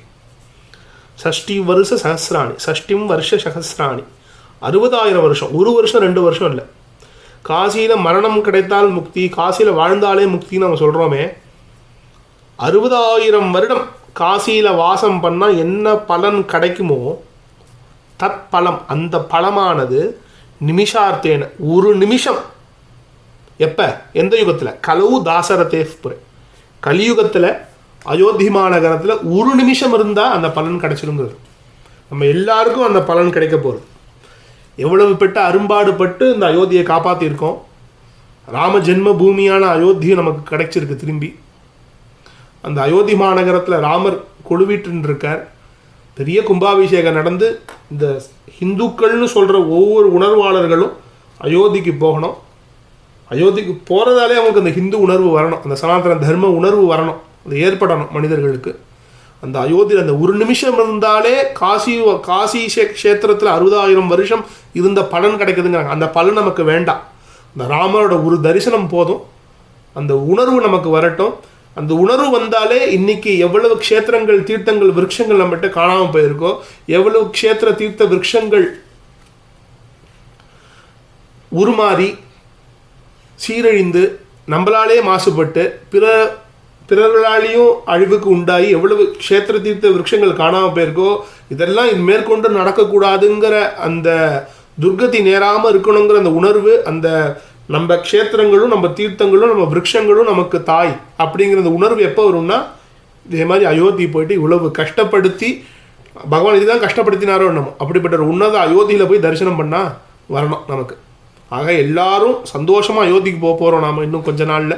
இந்த கொரோனா பேண்டமிக்கில் அதுக்காகவே ஸ்ரீ ராமபிரான் அவரோட அருட்பார்வையால் இன்னும் இந்த பேண்டமிக்கெலாம் இன்னும் கொஞ்ச நாளில் முடிச்சுண்டு சந்தோஷமாக அயோத்தியில் அந்த அயோத்தி நகரத்துக்கு நாம் உள்ளே போகிறோம். எப்படி வாசுதேவ பிரம்மம் அயோத்திக்குள்ள நுழையும் போது அயோத்தி அயோத்தி அயோத்தின்னு குதிச்சு போனாரோ, நாமளும் சந்தோஷ ஆனந்த பெருக்கில் அந்த அயோத்தி போகிறோம். காசிவாச பலம் லபேத்து வேண்டாம் நமக்கு, கொடுத்தா சந்தோஷம், அது பாட்டு அதெல்லாம் அதெல்லாம் அதிர்ஷ்ட பலன்கள். நம்ம கண்ணுக்கு பார்க்காமே அதெல்லாம் வரப்போகிறது, அதெல்லாம் ஒரு பக்கம் இருக்கட்டும். அதுக்காக நாம் போகல, 60,000 வருடம் காசியில் வாசம் பண்ணுறதுக்காக நாம் போகல. நம்ம போகிறது ஒரே காரணம், அங்கே கொழுவீட்டுன்னு இருக்கிற அந்த ராமபிரான தரிசனம் பண்ணணும், சீதா பிராட்டிய தரிசனம் பண்ணணும். அப்படிங்கிற உன்னத திவ்ய க்ஷேத்திரமான அயோத்தி மகாபாரதத்துலேயும் இருக்குது. அப்படிப்பட்ட உன்னத அயோத்தியை தரிசனம் பண்ணணும் அப்படிங்கிற ஒரு சந்தோஷம் வேணும், அதுக்காக போகிறோம். எப்படி பிரயாகை அலகாபாதுன்னு மாறி இருக்கோ, அந்த அலகாபாதை மாற்றுறதுக்கு இவ்வளோ வருஷம் கழித்து பிரயாகைன்னு மாற்றினாங்களோ, அயோத்தியில் என்ன கொடுமைன்னா, அயோத்தின்னு ஒரு ஊர் இருக்குது இன்றைக்குமே, அயோத்தின்னு தான் இருக்கே, ஒன்றும் பிரச்சனை இல்லைன்னு நம்ம நினச்சிட்டு இருக்கோம். ஆனால் இது எப்படி இருக்குன்னா, ஃபைசாபாத் அப்படின்னு டிஸ்ட்ரிக்ட், இந்த மாவட்டத்தோட பேர் ஃபைசாபாத். ஃபைசாபாத்துக்குள்ளே இருக்கிற ஒரு சின்ன ஊர் அயோத்தி. அப்படி தான் இன்றைக்கி நிலமை இருக்குது. அயோத்தி மாநகரம் நம்ம சொல்கிறோமே, அந்த அயோத்தி மாநகரத்துக்குள்ள இருக்கிற ஒரு சின்ன இடம் தான் அந்த அயோத்தி ராமர் ஆலயம், அந்த ராம ஜென்ம பூமிங்கிறது. இன்றைக்கி எப்படி இருக்குன்னா, ஃபைசாபாத் அப்படிங்கிற ஒரு மாவட்டத்துக்குள்ளே ஒரு சின்ன ஊராக அயோத்தியை வச்சுட்டு இருக்காங்க நம்ம ஆட்சியாளர்கள். எல்லா ஆட்சியையும் மாற்றின்னு இருக்கு ஒரு ஆட்சி, அங்கே சனாதன தர்மத்தை காப்பாற்றுற ஆட்சி. தொடர்ந்து அந்த ஆட்சி நிலை பெறணும். ஃபைசாபாதுங்கிற அந்த பெயர் போய் உண்மையான அந்த மாவட்டத்துக்கே அயோத்தி அப்படின்னு பெயர் வரணும். அந்த பிரார்த்தனை இந்த நேரத்தில் வச்சுப்போம். ஷஷ்டிம் வருஷ சகசிராணி காசிவாசேன யத் பலம் தத் பலம் நிமிஷாத்தேன கலு தாசரதே புரே. தசரதன் ஊர் கிடையாது, தாசரதே புரேங்கிறார். தசரதனோட புத்திரன் தாசரதி, தசரதனோட குழந்தை தாசரதி. ராமர், லக்ஷ்மண, பரத, சத்ருகன் 4 பேருக்கும் பேர் என்னன்னா தாசரதின்னு பேர். இங்கே தாசரதிங்கிறது ராமனை குறிக்கிறது. கலியில தாசரதே புரேன்னு ஸ்லோகம் எழுதியிருக்கார். எங்கே துவாபர யுகத்தில் மகாபாரதத்தில் ரச்சனமான ஸ்லோகம் என்னன்னா, கலு தாசரதே புரேன்னு இருக்கு. அதாவது கலியில தாசரதி புரியில ஒரு நிமிஷம் இருந்தாலே நமக்கு அந்த சந்தோஷம் கிடைக்கிறதுங்கிறாங்க. ஏன்னா தெரிஞ்சிருக்கு கலியில் அவதிப்பட போகிறோம், அயோத்திக்கு இவ்வளவு நேரம் போடுறதுன்னு தெரிஞ்சிருக்கு. அப்படிப்பட்ட ஒரு அயோத்தி நகரம் நமக்கு கிடைக்கணும். அந்த அயோத்தி நகரம் மீட்டெடுக்கும் போது அந்த கோவில் நமக்கு திருப்பி கிடைக்கும் போதாவது அந்த உணர்வு நம்ம மனசில் வரணும். மேற்கொண்டு ஒரு க்ஷேத்திரம் தீர்த்தத்துக்கும் இந்த பிரச்சனை வரக்கூடாதுன்னு பிரார்த்தனையை வச்சுண்டு இந்த அளவில் இந்த வார மகாபாரதம் காட்டும் மாண்புகளை இந்த இடத்துல நிறுத்திப்போம். இப்படி பஞ்சபாண்டவர்கள் எல்லா இடத்துக்கும் வந்து அயோத்திக்கு வராங்க. இப்போ அயோத்தியிலேயாவது இப்படி அடுத்த வாரம்லாம் காஷி பற்றி பார்க்க போகிறோம். சொல்லப்போனால் காஷி எல்லாத்தையும் சேர்த்து வேகமாக போன வாரமே பார்த்துடலான்னு ஒரு ஆசை. ஆனால் அந்த க்ஷேத்திர தீர்த்தங்களை படிக்கும்போது ஒரு ஆனந்தம் மனசுக்கு வருது. அதை வந்து சொல்லால் வடிக்கவே முடியாது. பக்கம் பக்கமாக இருக்குது ஒவ்வொரு ஸ்லோகமும். சில ஸ்லோகங்கள்லாம் படித்தாலே பொருள் வருது. நமக்கு சம்ஸ்கிருதம் தெரியும் தெரியல, நமக்கு சம்ஸ்கிருதம்லாம் ஒன்றுமே தெரியாது. ஆனால் அவ்வளவு எளிமையான வார்த்தைகள், பெரியவங்கள்லாம் அவ்வளவு இந்த இடத்த வந்து உருகி உருகி உருகி உபன்யாசம் பண்ணியிருக்காங்க வனபருவாவில். ஒரு வாரத்தில் முடிஞ்சிடும்னு ஆசைப்பட்டோம், இல்லாட்டி 2 வாரம் ஆகும்னு நினச்சோம். இந்த க்ஷேத்திர தீர்த்த விருட்சங்களை 2 வாரம் கூட ஆகலை, இன்னும் பாதி தான் கவர் பண்ணியிருக்கோம். இன்னும் அவர்கள் வந்து உத்தரப்பிரதேசத்திலே தான் சுற்றின்னு இருக்காங்க. அதுலேருந்து தெற்கு வரணும், மத்திய நாட்டுக்கு வந்து அடுத்து சித்திரக்கூடம் போகிறாங்க, அப்புறம் மறுபடியும் காஷி வராங்க. காஷி வந்து சித்திரக்கூடம் போய் தெற்கில் தனுஷ்கோடி வரைக்கும் போய்ட்டு திருப்பி ரிட்டர்ன் வந்து மறுபடியும் பிரபாச க்ஷேத்திரத்தில் அவங்களோட தீர்த்த யாத்திரை முடிக்கிறாங்க. இதெல்லாம் சொல்லணும். ஒவ்வொரு இடமும் மிஸ் பண்ணக்கூடாது. நிறைய தீர்த்தங்களை நான் நடுவில் நம்ம விட்டுருக்கோம். நான் பாதி தீர்த்தங்களுக்கு இன்றைக்கி என்ன பெயர், அந்த தீர்த்தங்கள்லாம் இன்றைக்கி இருக்கா, அந்த தானமாக போயிட்டுதான்னு கூட தெரியாத அளவுக்கு அவ்வளோ திவ்ய தீர்த்தங்கள்லாம் மகாபாரதத்தில் இருக்குது. கூடுமான வரை எதெல்லாம் சொல்லணுமோ, எதெல்லாம் இன்றைக்கி இருக்கோ, இன்றைக்கி எதெல்லாம் நாம் காப்பாற்றுங்கிற நிலமையில் இருக்கோ அதெல்லாம் கொஞ்சம் சொல்லணும்னு ஆசைங்கிறதால கொஞ்சம் விஸ்தாரமாக போன வாரம் மட்டும் இல்லாமல் இந்த வாரத்துலேயும் சேர்த்து சொன்னோம். மேற்கொண்டு அடுத்த வாரம் அயோத்தியிலேருந்து காஷி நகரம் சென்ற சரித்திரம் தொடங்கும். அயோத்தியிலேயாவது கஷ்டப்பட்டு போராடி இது நம்ம இடம்னு நம்ம கஷ்டப்பட்டு மீட்டெடுத்தோம். காசியில் என்ன ஒரு கொடுமைனா கண்ணுக்கு நேராகவே இருக்குது. ஞான்வாபின்னு ஒரு மசூதி இருக்குது, கண்ணுக்கு நேராகவே நமக்கு முன்னாடி நம்ம திவ்ய க்ஷேத்திரம் பாதி காணாமல் போய் கண்ணுக்கு முன்னாடி மதுராலையும் காசிலையும் இருக்குது. இன்றைக்கி போனால் காசியில் பார்க்கலாம். இதெல்லாம் நம்ம பார்க்க போகிறோம். அப்படிப்பட்ட உன்னத க்ஷேத்திரமான காசியை பார்க்க போகிறோம். இதில் என்ன இன்னொரு விஷயம் நம்ம எல்லாருக்கும் ஏற்படணும்னா, எந்தெந்த தீர்த்த யாத்திரைகள் எந்தெந்த க்ஷேத்திரங்கள்லாம் நம்ம சொல்லிட்டு இருக்கோமோ ஒவ்வொரு க்ஷேத்திரத்தையும் சதித்திட்டம் போட்டு இதுக்கு முன்னாடி வந்த சனாதன தர்ம விரோதிகள் இருந்த சில ஆட்சியாளர்கள், ஒவ்வொரு சனாதன தர்ம எதிரிகள், ஒவ்வொரு ஆட்சியாளர்களும் வந்து ஒவ்வொரு க்ஷேத்திரத்தையும் எப்படி பாழ்படுத்தினாங்கிறது தெரியணும். வெறும் ஆஹா தீர்த்த யாத்திரை நல்ல அனுபவமாக ஆனந்தமாக போய் சுவாமி தரிசனம் பண்ணிவிட்டு புளிசாதம் சாப்பிட்டுட்டு வரோன்னு இருக்கக்கூடாது. அந்த க்ஷேத்திரங்கள்லாம் இன்றைக்கி எந்த நிலமையில் இருக்குது, அந்த தீர்த்தங்கள்லாம் அவர்கள் எப்படி பாழ்படுத்தினாங்க, அந்த விருட்சங்கள்லாம் இன்றைக்கி எந்த நிலமையில் இருக்குதுன்னு தெரியணும். எல்லாத்துக்கும் மேலே நாம் அதை எப்படி பாழ்படுத்தின்னு இருக்கோம். நல்ல உன்னதமாக இருக்கிற க்ஷேத்திரங்கள்லாம் நாம் போயிட்டு பிக்னிக் போகிறோம், ஆன்மீக சுற்றுலா போகிறோம், பக்தியில் பரவசத்தில் நம்ம போகிறோங்கிற போயிட்டு நாம் அந்த க்ஷேத்திரங்களும் நாம் என்ன மாசுபடுத்தின்னு இருக்கோம் அப்படிங்கிற ஒரு சுய பரீட்சையாக இருக்கிற அந்த கேள்வி நமக்குள்ளே வரணும். நாமளே ஆத்ம பரீட்சை பண்ணிக்கணும். நம்ம கையில் இன்றைக்கி நல்லபடியாக இருக்கிற நகரங்கள், திவ்ய க்ஷேத்திரங்களையும் தீர்த்தங்களையும் நாம் இன்றைக்கி எந்த அளவில் வச்சுட்டு இருக்கோங்கிற அந்த சுய கேள்வி வரணும். அதுதான் இந்த க்ஷேத்திர தீர்த்த விருட்ச தீர்த்த யாத்திரையை பற்றி சொல்கிறோம்னா, இவங்க சொன்ன மாதிரி புண்ணியமோ யாகம் பண்ண பலனோ நமக்கு கிடைக்குமோ கிடைக்காதோ, கிடைச்சாலும் நமக்கு தேவையில்லை. அது நமக்கு தேவை இது நல்லா இருக்கணும், நமக்கு பிறப்பெல்லாம் கடந்த அந்த பெருவாழ்வு கிடைக்கணும். அதுக்கு அனுகிரகம் பண்ணணும் எல்லா க்ஷேத்திரங்களும். அதுக்காகவே நாம் தீர்த்த யாத்திரை போனோம். அப்படிப்பட்ட உன்னத க்ஷேத்திரம் அயோத்தியை, உன்னத ஸ்தலம் அயோத்தியை, ஸ்ரீ ராம ஜென்ம பூமி. இந்த ராமர் அனுகிரகம் பண்ணட்டும். மேற்கொண்டு மகாபாரதம் அடுத்த வாரம் தொடர்ந்து க்ஷேத்திர தீர்த்த விருட்ச யாத்திரை நடக்கிறதுக்கு, மகாபாரதம் காட்டும் மாண்புகள் மேற்கொண்டு பயணிக்கிறதுக்கு இந்த சாட்சாத் ராமபிரான் அனுகிரகம் பண்ணணும். அவர் அனுகிரகத்தில் அடுத்து க்ஷேத்திர தீர்த்த விருட்ச யாத்திரை முடிஞ்சு சில சரித்திரங்கள் முடிஞ்சு மார்க்கண்டேய ராமாயணம் ரச்சனமாகணும். மகாபாரதத்துக்குள்ளே ராமாயணம் இருக்குது.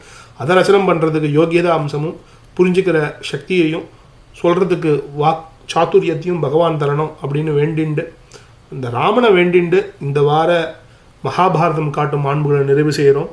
அந்தி காலை உச்சி 3 ஆடுகின்ற தீர்த்தம், சந்தி தர்ப்பணங்களும் ஜபங்களும் தபங்களும், சிந்தை மேவு ஞானமும் தினம் ஜபிக்கும் மந்திரமும், எந்த ராம ராம ராம ராமாயணும் நாமமே, ராம ராம ராம ராம ராம ராம ராம், ஸ்ரீராம ராம ராம ராம ராம ராம ராம், ராம ராம ராம ராம ராம ராம ராம், ராம ராம ராம ராம ராம ராம ராம். ஆரிது தடந்தோள் வாழ்க, அருமுகம் வாழ்க, வெற்பை குருசை தனிவேள் வாழ்க, குக்குடம் வாழ்க செவ்வேல் ஏரிய மங்கை வாழ்க ஆணைதன் அணங்கு வாழ்க மாறிலா வள்ளி வாழ்க வாழ்க சீர் அடியாரெல்லாம் என்று இத்துணை நேரம் செவிமடுத்த அனைத்து ஆஸ்திக அன்பர்களுக்கும் ஸ்ரீ ராமபிரானின் வற்றாத பெருங்கருணை ஏற்பட்டு சத்சங்கத்வே நிச்சங்கத்துவம் நிச்சங்கத்வே நிர்மோகத்துவம் நிர்மோகத்வே நிశ్చலதத்துவம் நிశ్చலதத்வே ஜீவன் முக்தி என்ற அனைத்து சீரடியார்களுக்கும் அனைத்து சத்சங்கிகளுக்கும் உரிய காலத்தில் சாயுஜ்யமான மோட்ச சாம்ராஜ்யம் கிடைக்க வேண்டும் என்ற பிரார்த்தனையை வைத்துக்கொண்டு வியாசாய விஷ்ணு ரூபாய வியாசரூபாய விஷ்ணவே நமோவை பிரம்மணிதையே வாசிஷ்டாய நமோ நமஹா என்ற இந்த 5ஆம் வேதமான மகாபாரதத்தை நமக்கு கொடுத்து க்ஷேத்திர தீர்த்த விருட்ச யாத்திரையை மேற்கொள்ளுகின்ற பலன்களையும் வழிமுறைகளையும் நமக்கு போதித்த வியாச பகவானுக்கு மற்றொரு முறை நமஸ்காரத்தை தெரிவித்துக் கொண்டு இன்னும் ஒரு அழகிய வாய்ப்பில் மகாபாரதம் காட்டும் மாண்புகள் என்ற தலைப்பில் ஈஸ்வர அனுகிரகத்துடன் க்ஷேத்திர தீர்த்த விருட்ச யாத்திரை தொடரும் என்று தெரிவித்துக் கொண்டு இந்த வார சத்சங்கத்தை இந்த அளவில் பூர்த்தி செய்வோம். ராம் ராம், ஜெய்ஹிந்த், பாரத் மாதா கி ஜெய்.